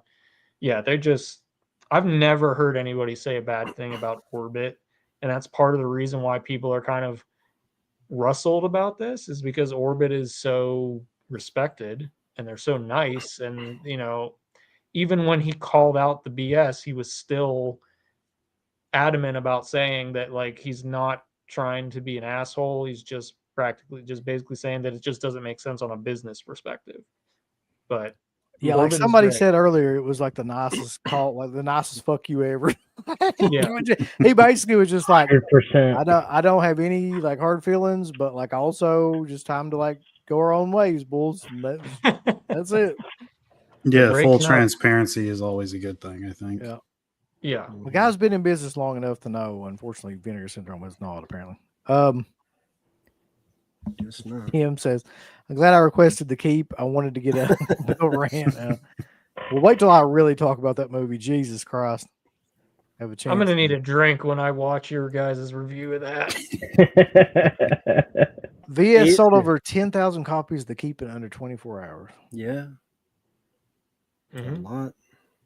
Terrorvision watching this unfold saying, "Now's my chance, motherfuckers." No, I'm sorry, but Terrorvision's got a lot of their own shit they need to work out. Like, I think they're going to work it out, though. I honestly think so. They got to do something with their shipping issues before they do anything else.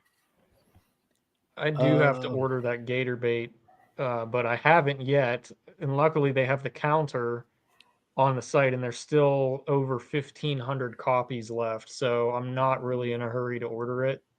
But yeah, I'm not 100% sure when I will, but I will get that eventually. I must be way behind in this chat, huh?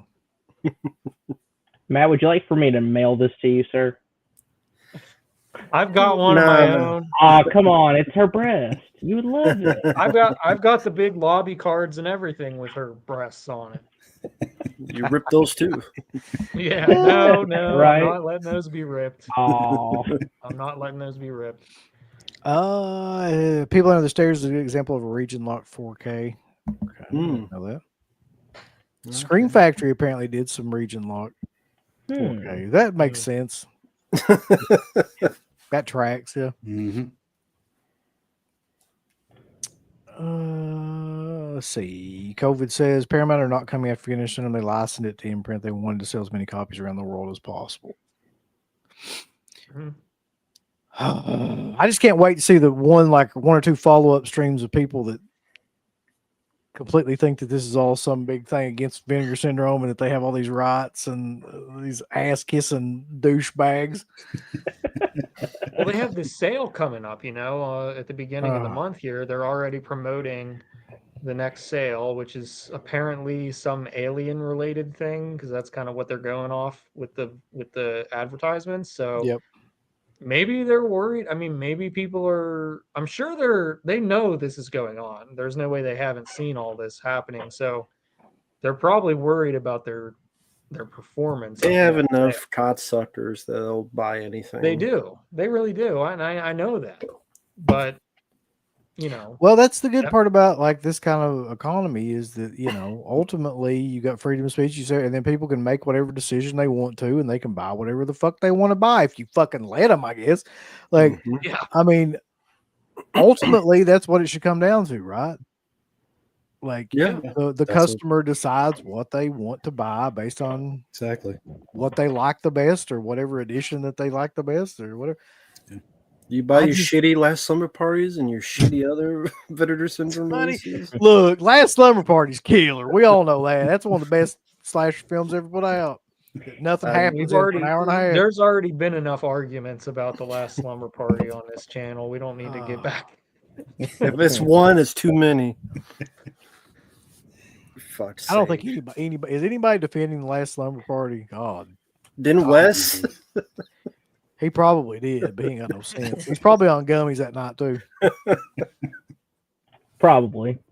I bet you if you're talking about this whole alien possibility advertisement, I would laugh so hard if it was Communion with Christopher Walken in it. Screen Factory released that, didn't they? They did, yeah. Yeah. Watch them get a 4K of that come out. It was one of those limited 1,000 press things, if it was even that many. Yeah. Okay, so super chat. Which Vinegar Syndrome titles have problems to avoid? Well, now I'm not sure what this question means. Do you mean we're not really talking about specific titles to avoid? You buy whatever you want from. Does he mean technical problems? But if he means technical problems, actually that fucking Gold Child one had technical problems. They had that sticker that said, "Oops, we fucked up," literally. Yeah. I can't give them too much shit on that because at least they gave you the disc right there. That's what they should have done. Yeah. Yeah. So they did the right thing on that. I can't give them too much shit for that. There's been a bunch of their stuff that had audio problems though. That Blood Tracks have had replacement discs and things lately. I've noticed. Yeah. Mm-hmm. Well, the Blood Tracks one, I don't even think that was problem. I don't even think Blood Tracks was a. The whole movie is a real fucking problem. You're right. That's what I've heard from you. Yeah, well, I mean, it's not a matter of they fucked something up. It's just that it's such a bad copy that they have that they couldn't even fix the audio. No, it's a matter of the cast and crew fucked something up really bad when they made that film. Right. I haven't seen it. Well, you should treat yourself.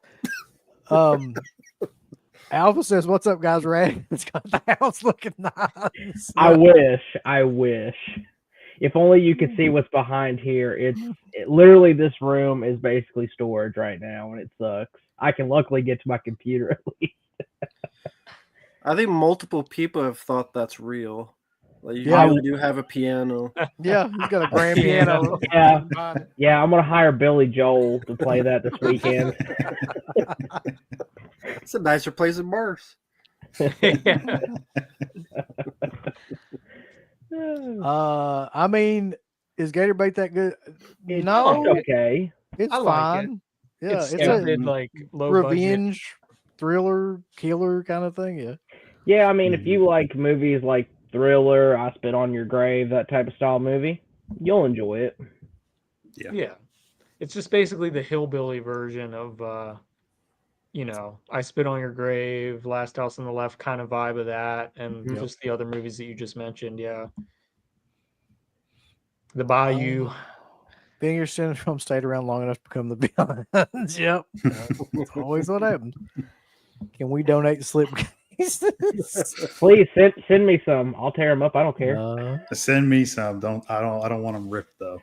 Come I on. need them fully intact. Oh, come on. People will be hyped for Nick of Time starring Johnny Depp on 4K for $50. That fucking movie sucks. But it's got Johnny Depp. It's so awful.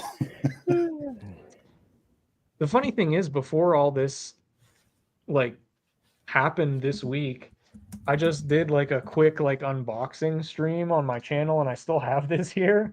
This was my last order from Vinegar Syndrome.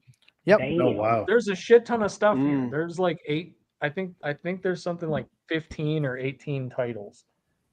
And that's like the biggest order that I've probably ever placed from them, because I was trying to fill in a bunch of like spots that I was missing of things that were finally on sale. And You use of any course, the points dirt- for that? I did, yeah, but I honestly didn't have that many to use. I probably only saved about $15 or $20, which is better than nothing. Covered the shipping. Yeah. Covered. Yeah. Yeah. So, but that's probably like the last big order that I make from them, because not necessarily because of this whole thing, but it's just because like I basically have everything that I want from them now. So unless they come out with something that is like another, like Dirty Work, for example, I really wanted that. That was a day one. Or for another me. Forgotten Giallo. Yeah, those are still going to keep coming, so I may continue that. But as far as like single titles go, like it really completely for me depends on new releases that they really have to draw me in, and I don't know if that's going to happen. It would have to be something that I already know that I really love for me Like to part want of to get. part of me like wants to wait until that liquidation sale to see if Orbit's gonna sell like the Devil's Fetus and Her Vengeance at like Yeah. a really good price, and I'll pick that one up if that's the case. Otherwise, I'm kind of tempted to go with 88 Films, but the other thing too is again, you're getting two movies for the price of one, so it's like, yeah, I don't know. Yeah. I don't know. They can blow me slowly by a fireplace at this point.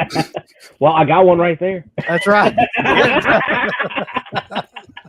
They can blow me on that grand piano over there while I'm playing like Changes by Black Sabbath. Yeah. By the way, did you see that the Mark from Orbit is going to that Black Sabbath show? Oh, really? Jesus.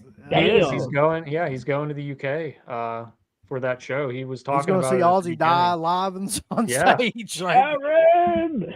Speaking of that, we can go into that a little bit maybe for a minute, because I was really interested in possibly paying to see the live stream, because I'm obviously not going to the show.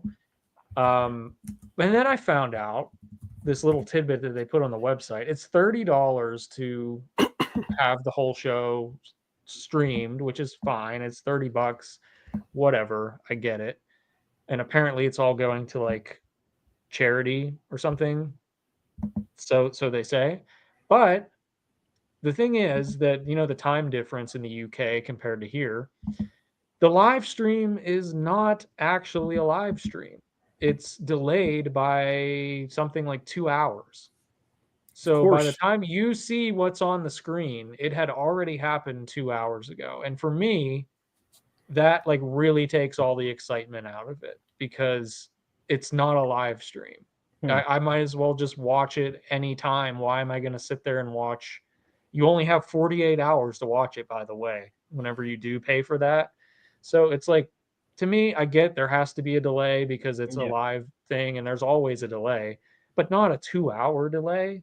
Like, what are they doing all that time that there needs to be a 2-hour delay? I could see 10 to 15 minutes, 20 minutes maybe, but 2 hours, it's like it just takes, for me, it takes all the excitement out of the experience of I'm watching this live. Like, You know, you might as well be watching a fucking DVD copy of the thing. You know what I mean? Like, that just annoyed me. I don't know if anybody else feels the same or if I'm overreacting, but I was kind of annoyed by that. It makes me not want to pay Well, to see it at all. the whole thing to me is, I mean, I'm glad that he wants to do it, but I really don't understand why people are making that big of a deal out of it because it's not going to be good. I Right. mean, it hasn't been good for a long time. It's damn sure not going to be good now. It's like, Nobody is that how seems you to want? To me, it's like, is that how you want to remember Black Sabbath? And I really don't. Like, I don't have any interest in remembering like playing that. To me, it's more for him and that band than it is for the audience. Like, I don't have any interest in watching that. I'd rather remember them back when they actually could do something. And I know Iommi is going to sound amazing, you know, and everything, but it's, you know, seeing Ozzy like that, like, what are they going to, is he going to sit down? You know, I mean, that's a hard, Probably. I'm assuming he has to. Yeah. Yeah. More than likely. I mean, I was fortunate enough to see them on The End tour, and I was kind of hoping back in my mind, like, if they're actually going to do this is the final tour and everything, wouldn't it be killer if at their last show they had Bill Ward come out and then that would be the end of it? Yeah. That would have been the done, bro. best way to have done it. Plus, I can't fucking stand Sharon Osbourne. I really don't feel like giving that bitch money for anything. Sharon! What'd she do to you, UB? Like, well, I mean, she didn't really do anything to me directly or anything. Like, she exists. She screwed over a lot of people. She has, man. A lot of their old band members, especially for on the original like 2 Ozzy albums, like the drummer and the bass player, like completely got fucked over on that. And she's just a fucking old bitch. Like, I mean, there's no other way to say. She's just one of them old British like douchey promoter bitches that it's just like, you know, well, my husband's the only one that can do anything, and everybody else was always just around him and making money. I wonder, seeing her recently, who has more like silicone and plastic in their body, her or Dolly Parton? Well, now she looks like a damn Ethiopian skeleton. Like, I don't know what has happened, but she's got ET's head on like skeletal body. Jesus. No wonder Ozzy used to hit her. Jesus, Rambo. You bring up the ET thing. I was just about to say she's in the same category for Uncle Bill as Gyllenhaal. Maggie Gyllenhaal. Yeah. He's got something against people with football heads. I don't know what it is. Because they don't look human. Yeah, They don't. They're fucking freak me out. They look like they're in the Peanuts comic strip or something. It's like Hey Arnold in real life. Yes. Hey Arnold. bunch of pumpkin heads. Pumpkin head. And her with that fucking voice and that attitude, and then now she looks like she's melting. It's just the whole thing is a mess to me. That's the next AI image you're gonna see is gonna be an she AI looked thing. in the Ark of the Covenant. Yeah. She just looked for a second and just closed, and that's what happened. Yeah. Just long enough to get like a brief glimpse. This is something that I don't want to talk about this because like I feel like this is Sean's shit. Right. If he wants to talk about it, he can talk about it. Right. Like I didn't want to talk about it on the other stream, but like we kind of like ran into it. But like I don't have any interest in telling this story. I feel like that Sean should be. It's a little too personal, and it's definitely a serious topic, especially for him. So if you want to know about what happened between him and Vinegar Syndrome, you can go and watch the most recent episode of their podcast, The Thing with Two Heads, and he explains everything that needs to be explained there. So it's a sad, unfortunate situation what happened with that, but I kind of did also feel like it would probably be a little uncomfortable and maybe even inappropriate to talk about, you know, that situation if you're not him, you know. He will be sitting in a throne the whole time. He can't walk. He's going to do 5 songs. Somebody else was saying, like, I mean, if that 5 too many. The whole entire Osborne family looks disturbing now. God, They really do. You know what's funny though? Out of all of them, isn't it like crazy how Jack was like the fat, kid or whatever, and how he's like the normal looking one? He now? really is the only Yeah. one that's like even remotely normal now. Mm. Yeah, I forgot about the Iron Maiden thing. That's another reason for me to hate her. Oh yeah. Yeah.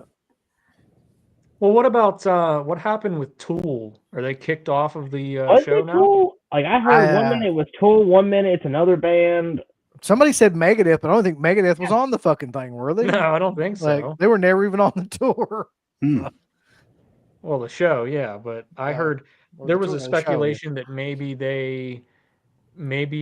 and this seemed kind of plausible to me because Tool is so like anal about having any videos of their They sure are shows, and anal. they didn't want Mhm. they didn't want to be like they didn't want to be on a live stream, possibly. I don't know. I'm just speculating because it's like they're so against any kind of filming or photography Yep. of their performances. I don't know if that's true. Don't know if it has anything to do with it. I don't even know if they're kicked off. I just Yeah.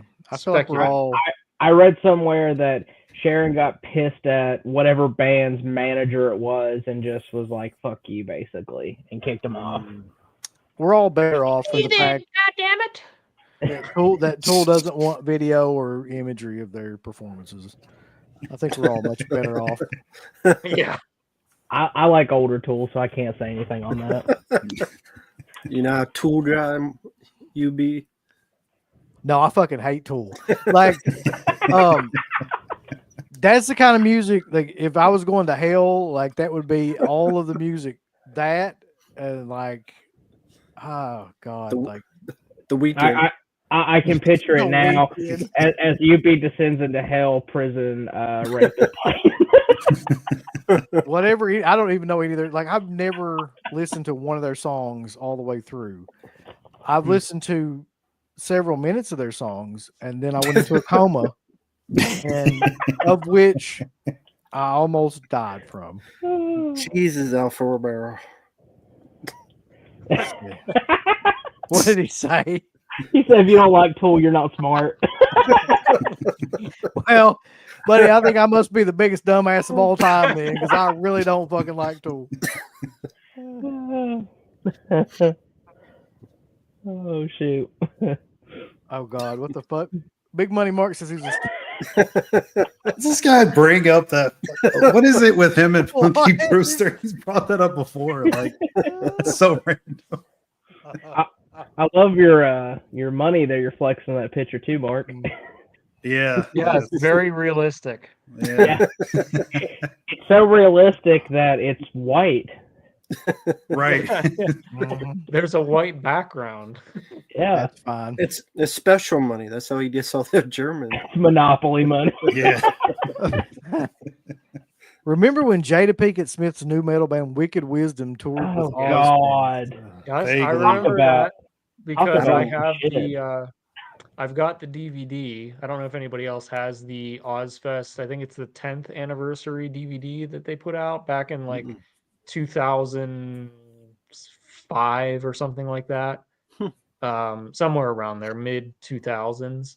And there's a DVD. It's actually a really cool DVD, especially just for the history of Ozfest and metal festivals in general. I have it in the other room somewhere. But if anybody, I think actually you can watch the whole thing on YouTube. The last I checked, it was on YouTube. Like it's a DVD. I think it's 2 discs. One of them is a CD of live performances from Ozfest, and the rest of it is kind of like a documentary about Ozfest mixed in with live tracks from multiple artists that were performing at that one on that tour that year. And Wicked Wisdom is on that tour. And if you watch, like, I never put the puzzle pieces together that was Jada Pinkett, because she had like the big like fro and everything, and she's like, it was like it's Before she not went my kind bald. of music.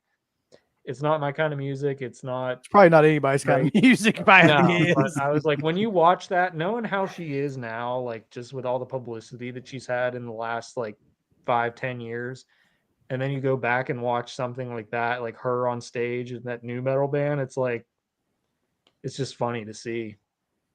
Speaking of Ozfest, I happen to have this CD. It's from like some random Ozfest in the late '90s with some different bands on it too. Like it's got Cold Chamber, Power Man 5000, Fear Factory, Sepultura, Slayer, and then Ozzy. The Roadrunner. Can we take a minute and just talk about how glad I am that all of those bands like fucking Power Man 5000 don't exist anymore? Jesus Christ, Static X and Power Man 5000. What the Oh, fuck type of music even was that anyway? He's making movies now. He doesn't need to make music. What the fuck was that? Like industrial, like It was like industrial new metal. Yeah. Yeah. You need to pull out your Fravors of Jason CD and give that another listen, man. There you go. It's a classic. that was actually a Roadrunner one. Yeah. I know. I remember having that CD for years because we were Electrocute by Typo Negative. On that. break out your fucking 8-string guitars, kids, and drop everything down to fucking C, and let's play a bunch of shit that has no discernible kind of like rhythm or fucking melody to it. I went ahead and posted the link because I did just verify that Ozfest thing is on YouTube. It's an hour. It's almost 2 hours long, but it's the 10th anniversary from 2005. So if you're into seeing what it was like in 2005, and Sharon's on there, you get plenty of Sharon in it. Good. So I'm glad it's Sharon heavy. yeah, Rob Zombie's on there. Rob Oh, Zombie's on there. fucking Back when, yeah.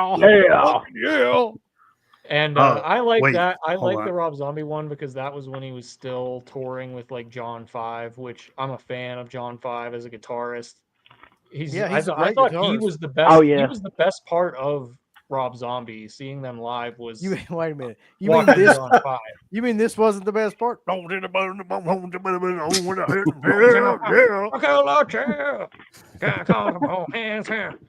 There's a video, by the way, if you look it up, I Buddy. think it was on TikTok. There's a video where somebody isolated one of Rob Zombie's live concerts, isolated the vocals. So there's that's amazing. it's amazing. It is amazing. Look that up. Like when they do those Vince Neil isolation things, and it's just they have the captions up of what he's saying. It's like the funniest shit ever. Oh, okay. Let's see here. Oh, I see what you did there, Dustin Strope. White bitch came across the sea. Hold on, UB. I got a link for you. More Sharon.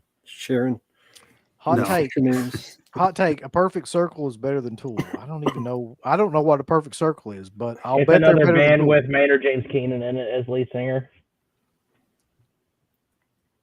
I'll bet if you don't like Tool, you're not gonna like a perfect circle. Let me tell you something. I'll tell you what a better band than Tool was. If like I got a Casio keyboard in here and passed out on top of it. Yeah, Tool is like listening to calculus. That's the equivalent. What the fuck is algebra metal? Algebra metal, man. They literally have a song that is like it's either the rhythm or something is into like a mathematical equation called the Fibonacci sequence. Scott Steiner math. Scott Steiner. Yeah, Scott Steiner math. There you go. Scott Steiner metal. Tool is one of those cult bands that has a following that just it's not. I don't hate Tool, but I don't own any of their albums and I don't have any of their stuff on my playlist. So I don't really. It's not my thing. I like a lot of different types of music, but Tool never clicked with me.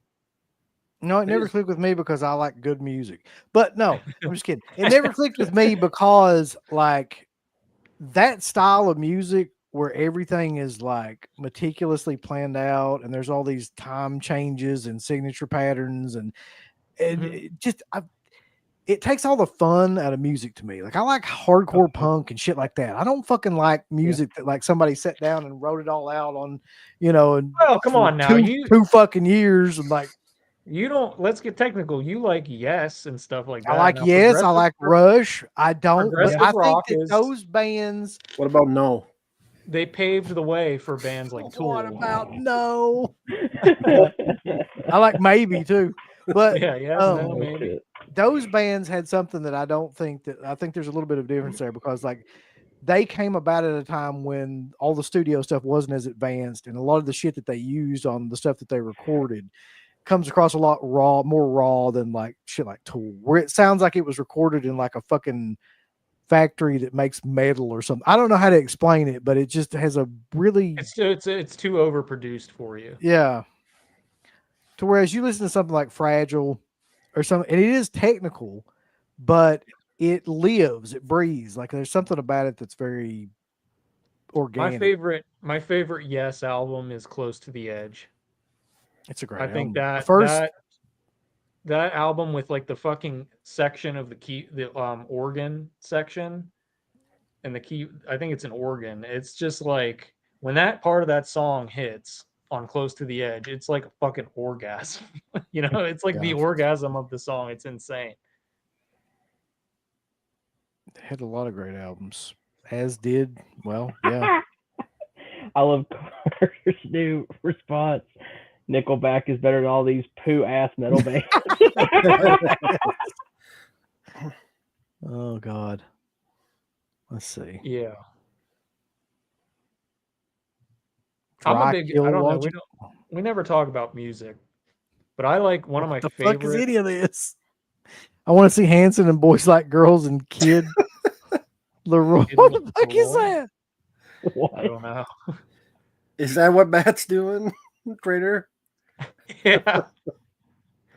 Yes, yes, yes. The Dillinger Escape Plan. Yep. It's good stuff. There we go. No, Nickelback. I'm a huge fan of I could talk about this isn't a music channel where I could talk Man, about music a lot. Man, Yeah, that's what it you're is. jerking off the edge. Yeah. I may or may not have when I first heard that.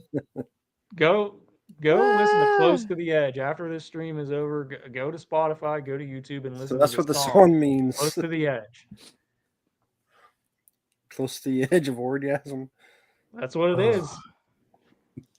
I'll take a pass. I've actually never listened to Tool now that I realize. Never heard a song of theirs. I'm not missing much, it sounds like. It's great stuff, man. You gotta check Uncle it out. Billy, I you don't have know. a very Look- specific taste. That's surprising. Here's the thing, man. Dragon Like, Force and shit like that. no, I Dragon hate Force. Dragon Force. God Almighty! Where the fire, Mark. the flames. No. Let me tell you something. I fucking hate Ingve and all that speedy, like Bumblebee style fucking nonsense too. I don't even really like Steve Vai or Joe Satriani or all them dickheads. So I don't know what my taste is. I just don't like music that's either hyper technical or hyper overproduced. I guess that would be the two things that I really don't enjoy. That's why I So, mentioned so, Dragon so you Force. would enjoy something like, let's say, Cro-Mags. Yes, I do like some of their stuff. I like Circle Jerks. I like Fear. I like a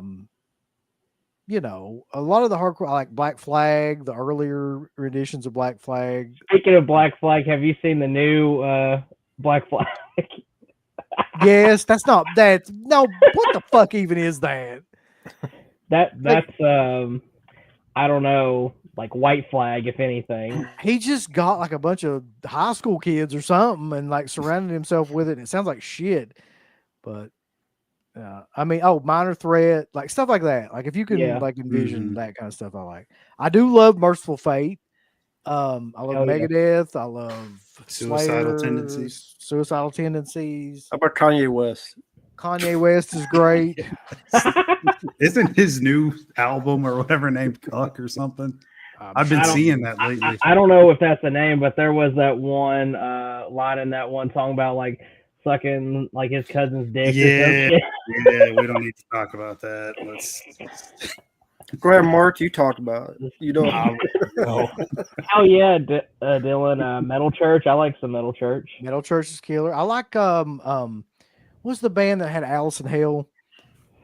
That's a really underrated album, by the way. Is it Annihilator? I think that's the band. That's a really good album. But then I like stuff like Television and Yes and King Crimson. Yeah, just so I don't know. You like Joy Division? Yeah. Yeah. I like the Smiths. I mean, The Cure. I don't really like The Cure that much. I don't know why. I just never could get into them.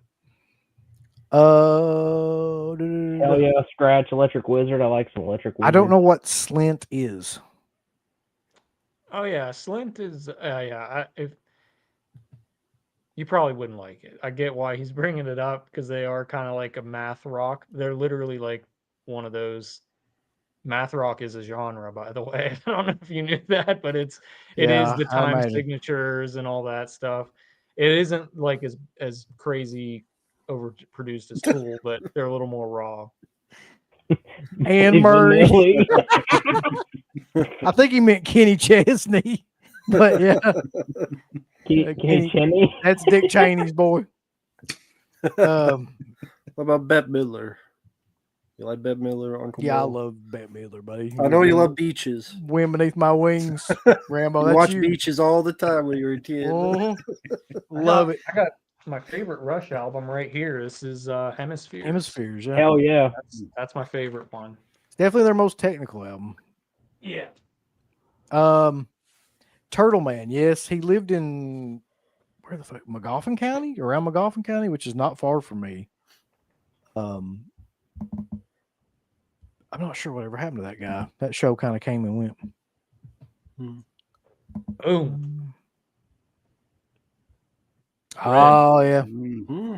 You want to talk about like heavy progressive rock? This is one of the heaviest banging fucking albums you can get for that type of music. Just the song Red is like a fucking headbanger. Now I'm gonna start getting into my records that are sitting here. Same. What if Anne Marie did a Gigi Allen style cuts? Flinging shit. That'd be so killer. Scratch brought up this band. I love Electric Wizard. I don't know if you guys listen to them or heard of them. I haven't heard I've of heard them. of them. Yeah. So they're kind of like Black Sabbathy. A lot of their music though, like they're like one of their I want to say it's like a bumper sticker I seen years ago. It's like legalize drugs and murder.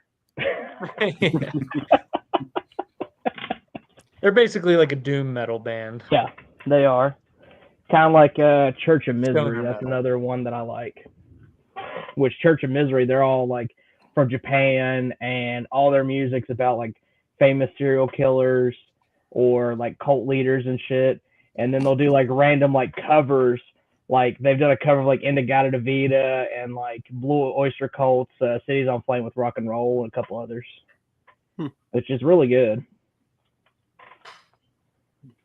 What do I think about Kenny G? He's incredibly talented. A big fan of sludge metal band. I don't even know what the fuck is a sludge metal band. So sludge is like Down, for example, that Phil Anselmo super group. Crowbar, I Hate God. Trying to think something. Acid Bath. Acid Bath's great. Yeah. Yeah. Those are sludge metal bands. What about My Dying Fetus? Is everybody a fan of that? And I like Dying Fetus. Dying Fetus. Cattle Decapitation. Any Cattle Decapitation fans in here? Yeah. There we go. Any Pissgrave fans? Yep, Pissgrave. Melvins. I like some Melvins. Someone Oh mentioned yeah, them. love Hooch. That's one of my Yep. favorites. Macedon. Yeah. I only liked Van Halen when Gary Sharon was the front man. What the hell? That's the only good version. Oh, nice, Dylan. Bringing up Danzig. I have to be wearing my Danzig shirt from when I saw him. Nice. Yeah, it was on like I think it was like the 30th anniversary or 40, whatever, however many years old it is. His self-titled album. One of those core memories that I have of my life, like, is going to a really seedy bar in Richmond, Kentucky. And there was a guy, I think I've told this story before. There was a guy that they called him Boogie, and he had been burned over like 90% of his body. And we were playing that night, and they were the ones that like opened. he had a band. He played bass in a band. So imagine a guy severely burned over his whole entire body, wearing a clown suit and like a clown wig and makeup and screaming, "I am demon." And like I walked into that and I was not prepared to fucking see that. Wow. Like, and just like, I How don't old know. were you? I was probably 17, 18, something like that. I was not supposed to be in a bar, I can tell you that, because we had to have somebody else buy our drinks. Like, if that's an indication of anything. But Someone's like, asking if anybody's a fan of Guar. I wish I'd dreamed that, Crater, but that totally fucking happened. So you've been in that bar before? The Like you snuck in- Firehouse. He's right. I think that was the name of it. Huh. I have no idea how the fuck you know that, but yeah. Is that the only time you went there? No, we went there a couple of times after that, but that was the most memorable time because that might have been the only time that I know it was the only time that we saw him play live. I think you better get all these bats up.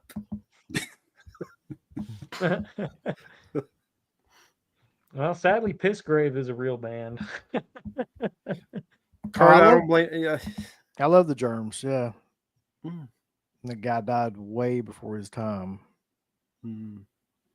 You watch The Decline of Western Civilization, they're in that a lot, and that like really brief period of time that he was even like playing, sadly. And you could just tell he was gonna die, like I mean, by watching that. Yeah, I remember that movie. Yeah. Was that your favorite of all of them? Yeah, first that's one? the best. That's the best one by far. I mean, the second one, the Metal Years, that's okay just because it's got like the stuff with Wasp in it, and I forget the guitar player's name from Wasp. What's his Jake? What the fuck is his name? Chris Holmes or Jake Holmes or something like that. He's in the fucking pool with the thing of vodka, and he's like dumping it over his head. His mom's sitting over there, like Right. yeah. But the best one by far is the first one. Mm. He's from Richmond. Yep. Mm. Talking about the guy that knew about the play. Firehouse, yeah. Oh, okay. No, I remember the guy's name. His name, he's got a whole documentary about him. It's called like iZombie. He was a horror host as well as like he played in bands like metal bands and shit like that. Look him up. UB, did you get that link I sent you? No. Okay, hold on. I'll just post it in the private chat. Speaking of links, Mark, I sent you something you might be happy to see Okay, on I'll check Discord. it.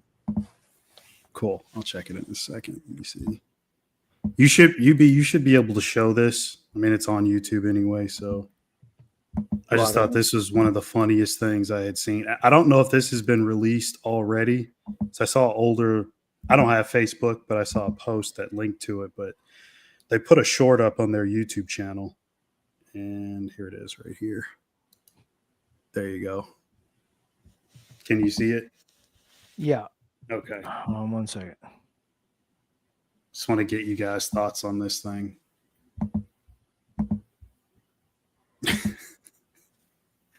It's the release of the year. All right, hold on. Okay.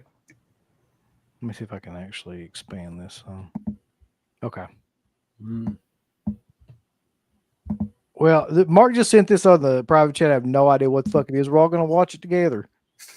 Okay. All right. Let's Mark, see what happens.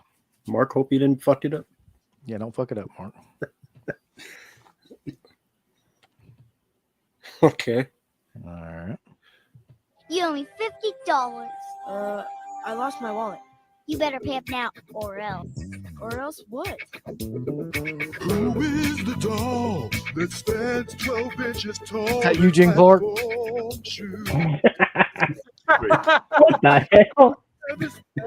Or he'll bust a cap all up in your ass. Reach directed full toys. Pimp.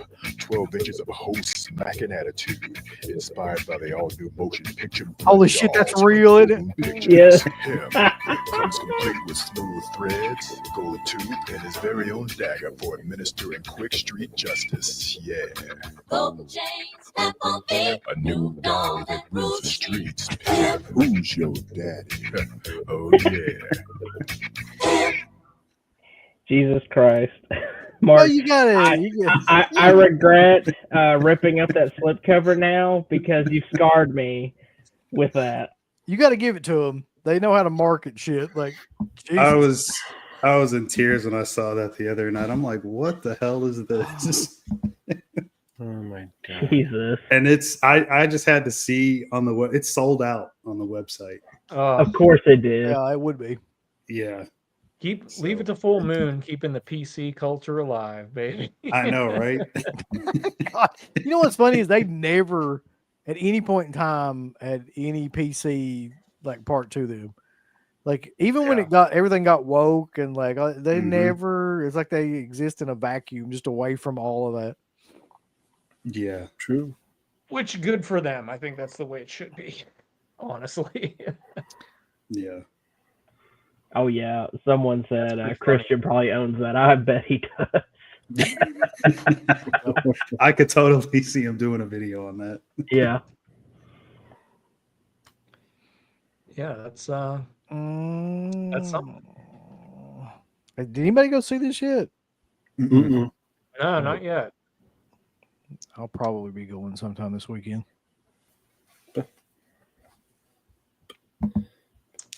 Did you a Did super chat? anybody- Oh, you got a super chat? Where in the hell's that at? Oh, here we go. Favorite zombie comedy: Return of the Living Dead or Shaun of the Dead? God, man. I would say Return of the Living Dead. I like them both, so ooh. That's a tough one. They're both good, but they're also both pretty different in a Mhm. way. Yeah. Like I feel like Shaun of the Dead is more comedy focused, Mhm. whereas Return of the Living Dead is being serious but also a little humorous too, more, dark comedy or black comedy, whatever. Yeah. I would probably have to pick Return of the Living Dead just based on nostalgia alone. Mm. Mm-hmm. Go with Shaun of the Dead. Yeah, I think I'll go with Shaun too. I don't Just think because it's more of a comedy to me. I don't think you Yeah. can go wrong with either one of those, really. Pick one, Mark. I'd say Shaun as well. I find myself watching that one a lot more than Return. And like you guys mentioned, the comedy aspect of it is played up a lot more. So just by myself laughing at all the same jokes over and over, I'd have to say that one gets my vote. That scene that always cracks me up is like them, like in that alleyway, they're going did and the zombie. Yeah. Yeah. You do that. Are we going to do a Severin live sales stream? Yep. Oh yeah. We're definitely going to do that. And like I said, this is gonna be interesting to see what Severin does. I'll be curious if they don't go all out for this sale. Do they have is it just a sale, or are they is there any kind of a secret title that they're They're going to be hyping up? releasing new titles. I think they do it just about every time. So I think there was like a teaser with like a tower and like some water. So I don't know. We'll see. Somebody on here, at least one person, if not two, will like Return of the Living Dead 2. I promise you. I am not that fucking person, so somebody else can. It's not me. I hate that fucking movie. That movie is shit. It's dog shit. I hate that. I can watch it. It's okay. It's okay. Let's Better go, than- Watkins. What you got to say? I was going to say, I mean, between 1 and 2, 1 is 100% superior than 2, but Yeah. I mean, I've watched 2. It's okay. Yeah, it's okay. I don't mean, even there's honestly worse. think I've ever seen it all the way through. It's fine. Don't ever watch it. all the way. Yeah, you're not missing anything. I have I mean, it because I I found mean, it on VHS. it's almost but- like a whole like it's like almost everything in the first one, just a slightly different setting, and some It's- returning yeah. characters. But It's better than the ones Yeah. after it. yeah, well, three Yeah. three's okay. After 3, that's when they go to shit. I like 2 more than 3. Look, motherfuckers, agree with you didn't that, like yeah. Rave to the Grave? Grave to the grave. Did you? Yeah, that's a classic. What happened in the movie? Do you I don't remember one know. thing? I watched it one time. I don't remember anything that happened. Same here. That's what I was asking. I don't want to remember rave to the movie. grave. I just want to go to fucking sleep in the grave. What was the other one called? Necropolis. Necropolis. Yeah. Oh, no wonder I forgot. And then there's the Killing new birds. one coming on. Let's see. And then there's the new one coming with the fucking Tar Man dragging a Christmas tree. That looks Mhm. great. Yeah. That sells your Return of the Living Dead Christmas. What was your favorite cover songs to play in Hell Lord? But I wasn't in Hell Lord. You're thinking of No. somebody else. That's a You know- Swedish death metal band. Like, what are you talking about? They're from Dusseldorf, Germany. I'm from Cracker Sorry. Bottles. We all know this. It's Germany. I bet. Right. Have you guys heard of the horror monster book by John Landis? Cool read and cover. 100 Years of Monsters. Uncle Bill, can you pull it up? Horror monster book. 100 Years of Well, Monsters. at least it didn't say pull it out. Pull it out. But Excuse Horror- me while I whip this Pulls out. out. yeah, I was thinking of that since they got the Spaceballs 2 and Mel Brooks is like almost 100 years old. So You know, good for Mel Brooks, honestly. Yeah. I mean, I love Spaceballs. I don't know if he'll be alive by the time the movie comes out, but I wish him the best. Yeah.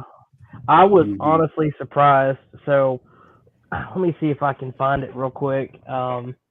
There was this record label that was putting out, God, it was like back in 2019. I pre-ordered this. I had to wait over, I want to say, 2 years for it because it just kept getting delayed. But somewhere I've got, it's the Broadway, like recordings from Young Frankenstein when he done it on Broadway. But if you were like one of the first 50 people to pre-order, you got a signed copy, and I got a signed copy. That's the only reason why I did it.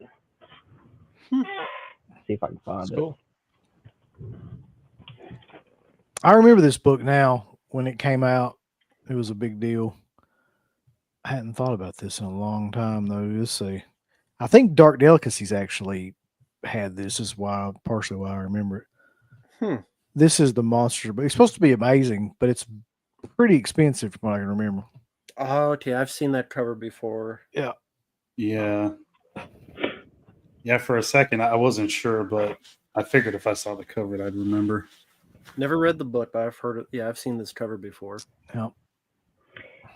Yeah, I waited like 2 years for this, and if I can get it to freaking focus, Yeah, you you would damn never be able piece to of fucking shit. You can't see. There you go. Now you can see it. But I waited like 2 years for this, and I was like sitting there like, oh God, I hope he doesn't die. I hope he doesn't die by the time that Oh, yeah. you know, because he hadn't signed him yet. But then luckily they posted like an update like a year after I pre-ordered it, like, oh yeah, he's signing them all, and I'm like, okay, cool. Nice. A bunch of super chats. Favorite Whataburger combo. We don't have Whataburger here, so My favorite, I don't have one here, but there's one like 3.5, 4 hours away. It's closest. There's a burger they got. It's got like some sort of like sweet chili sauce on it. It's pretty good. I like that. I think it's called like sweet and spicy. We don't have those here either, so I've never been to one. No, me I've neither. only had them like traveling. Stephanie Vakir or Roxana Perez? This is a wrestling question. For me, it's Stephanie Vakir. I don't know who the fuck those are. I have to look them up. You've Are never we talking seen- about looks or wrestling ability or What's it called, Mark? Is it called like the Devil's Kiss or something like Mhm. that? Yeah. yeah. That's The all you hell's- need to know. The hell is that? Just look that up. Wait, is she the one that like slams people's faces into the mat with her Yeah. legs? Yeah. Okay. The Devil's Kiss? I only know her, so I'll just go with her. What the hell? Why not? I don't know their names. I don't really keep up with wrestling anymore, hardly. Yeah, if we're going off looks, I might say Roxanne. Actually. Roxanne. Put on a red light. Will we get murder set pieces before the year's over? Ordered it last year. Yeah, I did too. Doesn't look like it. I don't know. Oh. He's got the pre-order up still though. What month was that? November. Hip Struggle Bill says women wrestling is fucking lame. I watch Formula That- One.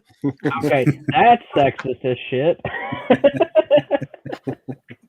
I'm just trying to see that picture. Of the hip struggle bill. Yeah. Or like green neon glasses. Yeah, I've got like green, like neon, seafoam green glasses and like some sort of like painting shirt, which seems to be a trend. All right, we're 2 hours and 10 minutes in. If anybody's got anything, throw it out there because I'm about to pass out here. Can't think of anything. If you're on the Deadpit Discord, of course, tomorrow 9 p.m. I'm gonna be streaming a random movie. So, did a post. It was a tie between Giallo and Slasher. So, we'll see.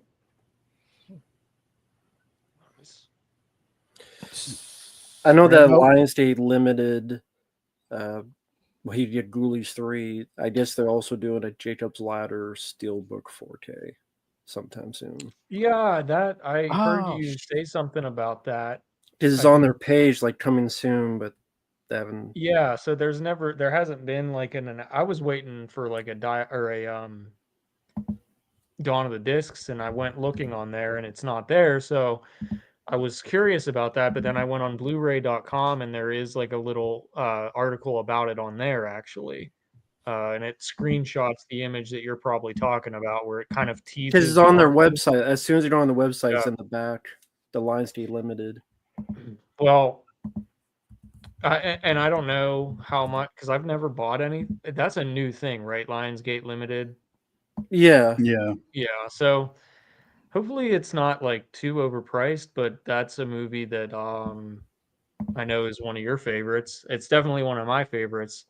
So, I mean, I've been saying for a while that that needs a 4K. So, I'll be getting that. I know like regardless, but Well, let's put it this way: Frailty 4K on there is $40 without shipping, what? Jesus. Jesus. and that's the Christ. one with Ghoulies 3 is $35, and that's without shipping. So it's going to be probably, if it's not $50, I'll be surprised. Hey Rambo, I'm glad you reminded me of like steel books and things like that. Look what I got. It's one of your favorites. Oh shit! Long legs, baby. It's a steel book edition, Rambo. Put that in the fire.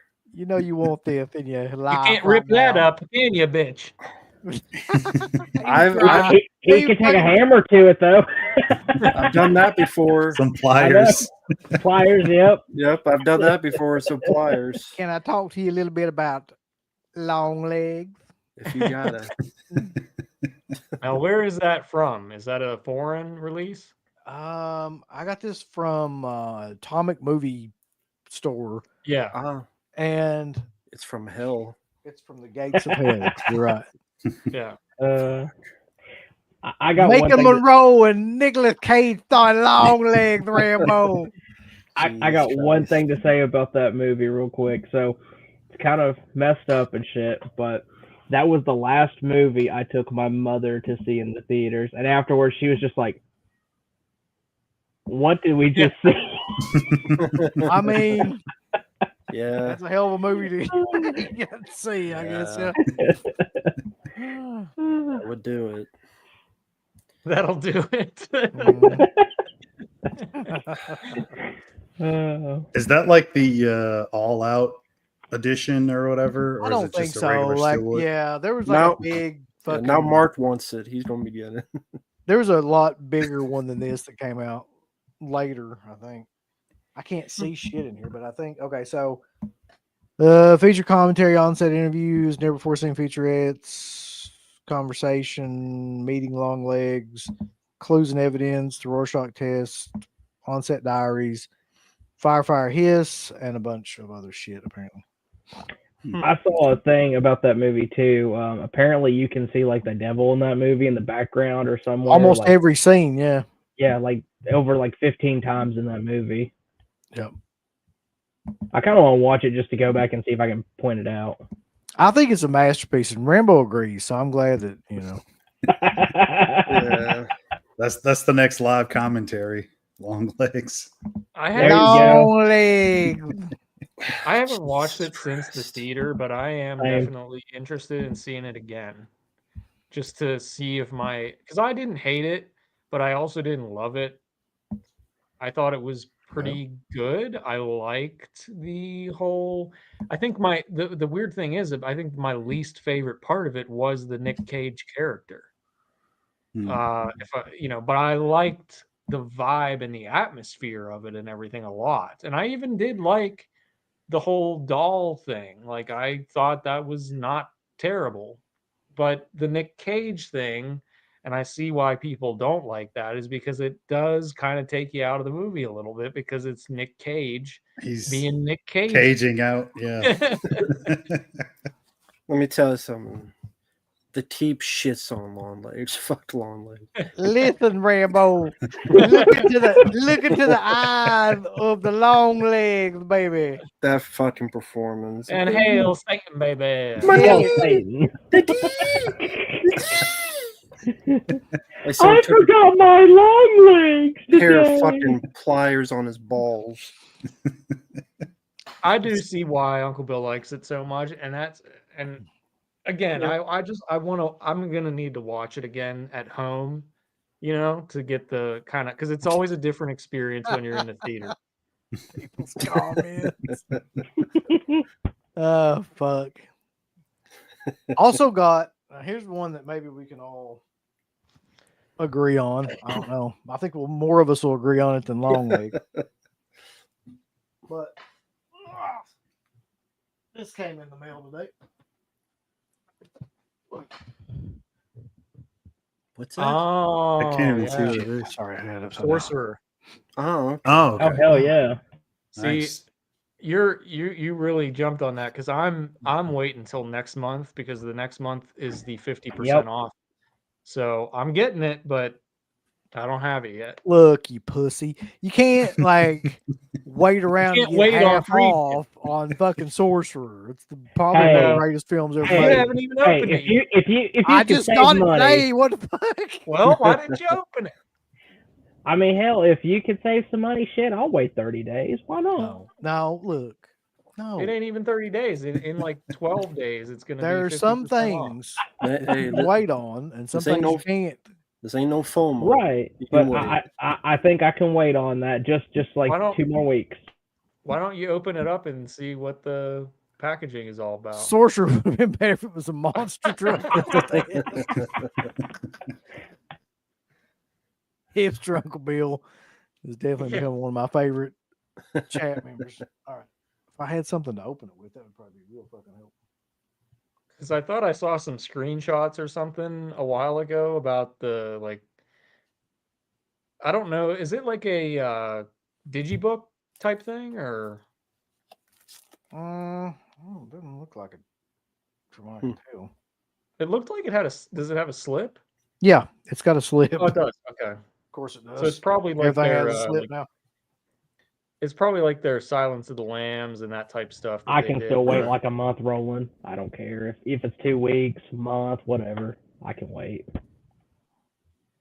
Yeah. Yeah, it's not gonna sell or anything. So Hold on one second. Let me see if I can find something to open this with. Talk amongst yourselves.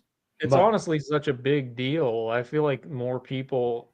It was a big deal when they first announced it, but I mean, that's a really big deal for them to have that out. Oh now, yeah, for sure. because that's been a title that has needed a 4K for a long, long time, and I can't imagine how good it's going to look. I'm fully expecting it to be maybe one of the best 4K restorations of the year. unlike right. long legs. Right. Let me tell you something about long legs, Rambo. If you don't embrace the love of Nicolas Cage and long legs, then your life's not going to have any meaning. It's going to be void and dull and abstract, if you will, but long Well, legs is here for you all the That'll time. be a dead fucking husk. People. I love long legs. So there's a little booklet that comes with it. And who released that? It's apparently a poster. Criterion. It folds out into a something. That's cool. Neat. I think it's just the liner notes that are actually just like fold out into it. And then this is the inside of it. Just a regular. Nice. What about the? Isn't behind it? Isn't there like a photo of like the explosion, or is it on the back there? That's the back is just the truck. Oh, okay. Oh, I the could've explosion sworn- is on the front. There Yeah. you go. Yeah, I thought that was kind of neat. So I guess if you were to do, well, no, that doesn't really work. Yeah, sorta. Yeah. Yeah, that looks like a nice package. Yeah, there's not a whole hell of a lot to it. Yeah, it's simple, but it works for that movie. It's Yeah. I'm not really big on the cover that they chose. I feel like it's a little doesn't really fit the vibe. I know it's the whole truck and everything, but like I don't know if there is a way to get a really good. I've never seen a good cover for this movie, honestly, or a poster that I actually really liked or anything. yeah, But yeah, that's the Criterion though. That's definitely you son of a bitch. that's a movie that deserves to be in the Criterion collection, I feel like. So we've got. I'm curious what they got on this fucking thing. So they got the 4K 2 Blu-rays, Freaking Uncut, the 2018 documentary. New conversation between filmmaker James Gray and film critic some asshole. Conversation from 2015 between Freaking and Nicholas Refn. That was great. Yeah. Archival audio interviews with Green and editor Bud Smith from the collection, author of William Freakin 2003. Behind the scenes footage, trailers, English subtitles, and an essay from the film critic Justin Chang. Off Gotta the chart. have him on there. Buddy, he's world renowned, Justin Chang. Yeah. The fuck is Mr. that? Deadlight says, I feel like people sleep. I hope so. I think he's trying to tell us, hey, we all should get off here and go to bed. Probably should. But there's Yeah, people someone just mentioned it's the right now joining us. 50th anniversary of Jaws. Mm-hmm. Oh, that is right. That's right. 50 years. I forgot about that. Yeah, that's I did a lot of watching of Jaws last year for some reason because it's always like on this time of year, and Mm-hmm. the 4K is beautiful. It's a beautiful 4K. I don't think I could say anything else about Jaws. Like it's one of the greatest films ever made. Yeah. All right. Rambo. Okay, for us, real quick, let me see. What the fuck have we got going on? You got Slasher the summer. Summer Slashback, which was that Sunday night, I believe, at 10. Mm-hmm. And we're going to be doing Hide and Go Shriek and Sweet 16 are the two slasher. I can't wait to talk about the end of Hide and Go Shriek. We'll probably be canceled after that, but like, it'll be well worth it. Yeah. There you go. And so that's what we got coming up. And then I'm sure there'll be more soon. But Rambo, what do you got? A lot of different things. Thanks to people out there. The Black Phone still held up. Still a good movie. I don't know about the sequel, but we'll see. Hurry Up Tomorrow. The Weeknd had a film. Sadly, I wish it would have hurried up. The Weeknd. And a lot of others. Tales from the Crypt episode with Bill Paxton, which was fun. Brad Dourif was in it. Fun episode. People who live in brass hearses. Yep. That's I the love one. that episode. It's fantastic. And Oliver Stone film called The Hand, which I'd never seen before. Oh yeah, It's a fun one. I haven't seen that in a long time. Yeah, for a reason. It's there. And a lot more to come. So thanks to the people out there. How about you, Mark? Well, Matt, you did a video recently, right? Is there I more did of a that live- coming? Oh yeah. Well, I did a live stream, and that's kind of that's one of the rare uploads that I've done is this. I did a live stream of my, ironically, my last Vinegar Syndrome unboxing of 18 titles. So if you're interested, it's something like 18. If you're interested, that is on my channel, but it's definitely just a laid back, regular old ass live stream. A couple people were in the chat. I could possibly do more of that. It just depends. I mean, maybe I should eventually get into like some music related stuff because I feel like I have a lot of that too. So You talk about um, yes. yeah, I could just like below the camera, like down here, like they'd be like, so yeah, Yes is like one of the greatest bands. Yes Well, is actually yeah. one of the greatest bands. I don't know why you're catching so much shit for it, but like they really are great. They are good.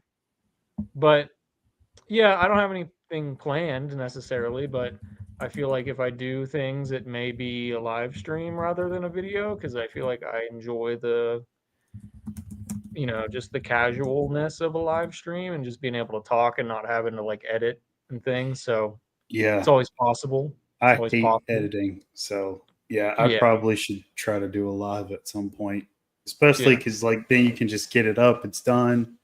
Yeah. You know what I mean? You don't have to do a whole lot extra. So yeah, I Right. get that. But yeah, so I mean, I always say I'm more active on Instagram than anything, so I'm on there as well if anybody wants to check that out. But yeah, not much going on that front as far as YouTube. Kick ass, bulls. So that leaves Rankins.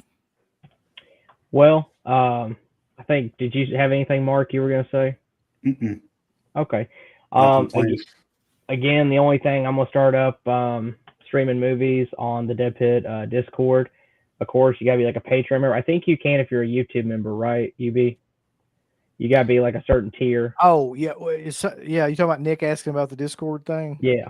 Yeah, I think, and I could be wrong about this, but I think you just have to spend $1. And then like you get access to the Discord. So go to Deadpit on patreon.com and then spend $1 and you get the Discord. Yeah. And $1 a again, month. right. And again, I'm going to start trying to do them like every Saturday, starting at 9 p.m. It'll be random, so you don't know what you're going to get into. I've actually got a comedy lined up at one point. I've got, I know, some slashers lined up, some Giallo, some Cat 3 stuff. So a little bit of everything sprinkled in. And he also does polls on the Discord as well. So it's not, just up to him. He kind of leaves it up to the people that are on the cord. So anybody that's not on there, join now. So what I might do, since we did have a tie, I might, like tomorrow, again, there was a tie between Giallo and Slasher. I might do like a Giallo tomorrow and then a Slasher next week, or vice versa. So very cool. All right. Real quick, Hipster Uncle Bill says he wants to do his plugs. Come to Vape and Bake Vape Shop and CBD in Williamsburg, Brooklyn. I'll be working all day tomorrow and playing League of Legends while vaping Blueberry Lavender. That sounds awful. Blueberry Lavender. God. Jesus Christ, this guy's great though. Yeah. All right. I love how he looks like Bubba Ray Dudley. Someone commented earlier.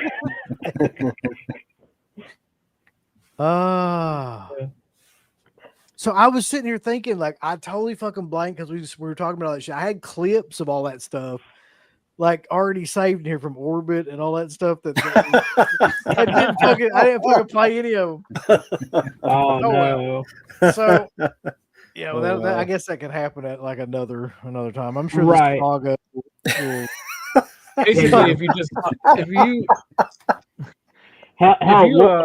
save it for the next time some of this shit happens. You'll have it like, okay, this is when this happened, and then this, and then this, and now here where we are. Yep. If anybody wants to see the Orbit stream, it's on the Orbit DVD Instagram because every week, I think it's every Thursday, Mark from Orbit DVD does a live stream. Fuck it, let's lead out with it. I'll play the Orbit DVD stream. And then just go right into the outro after it's over with. That's how we do this. So this is the what you're getting ready to see for anybody interested that's still on here is this is the actual clip of Mark talking about what happened with that from the Orbit stream that they did. Mm-hmm. So just remember, everybody dies, but Friday Night lives. See y'all. See you. So basically, what happened with the key? Well, God damn it. Hold on. I got to take it. Psych. I got to take us all out of here first. Psych. Get out of here. Get the fuck out of here. Get out. So basically, what happened with the keep was we stocked the imprint version of the keep. So the keep, if you've seen this motherfucker, it's huge, and it's got part of the keep that comes out. And it's expensive as hell. It's expensive as hell. I made as much money selling it just to a few people in 1 week than the entire run of Vinegar Syndrome version of the keep. So that might give you an idea also. Once again, I have no hard feelings. I'm not angry. But looking at the numbers don't lie. They don't lie. And Vinegar Syndrome titles are such a small amount of our daily sales, monthly sales, that it's hard to justify having someone saying, don't carry this, don't carry that. I did it as favors at first, but now it's time to move on, and that's what I'm doing. And once again, I wish them the best. I'm still going to be a humongous Vinegar Syndrome fan. There's still going to be plenty of titles that we will buy personally because I think they're doing a great job. But you know, it's just not working for us anymore. That's basically the long and the short of it. And I wish everybody well there. I made some really good friends at Vinegar Syndrome, and you know, I wish everybody the best. I do. So, you know, I took the keep off as one last favor for them. They really were adamant about taking that one off. So that's it for me. As far as legality goes, we had all this thoroughly researched before we even started selling in our store 10, 12, 15 years ago. My wife worked for a patent agent who was well versed on all this stuff. He's an attorney. So we got the free and clear as far as importing product well before we went online, maybe even 10 years before we went online. And that whole thing still stands true. And that's basically the long and short of it. I want all these people to click everything they're supposed to click. You haven't been liking them, you haven't been subscribing to them, you haven't clicked the bell or notification or anything like that. Folks, why don't you click the like button? Do you hate us? Do you not want to see us succeed? Why don't you click the heart button?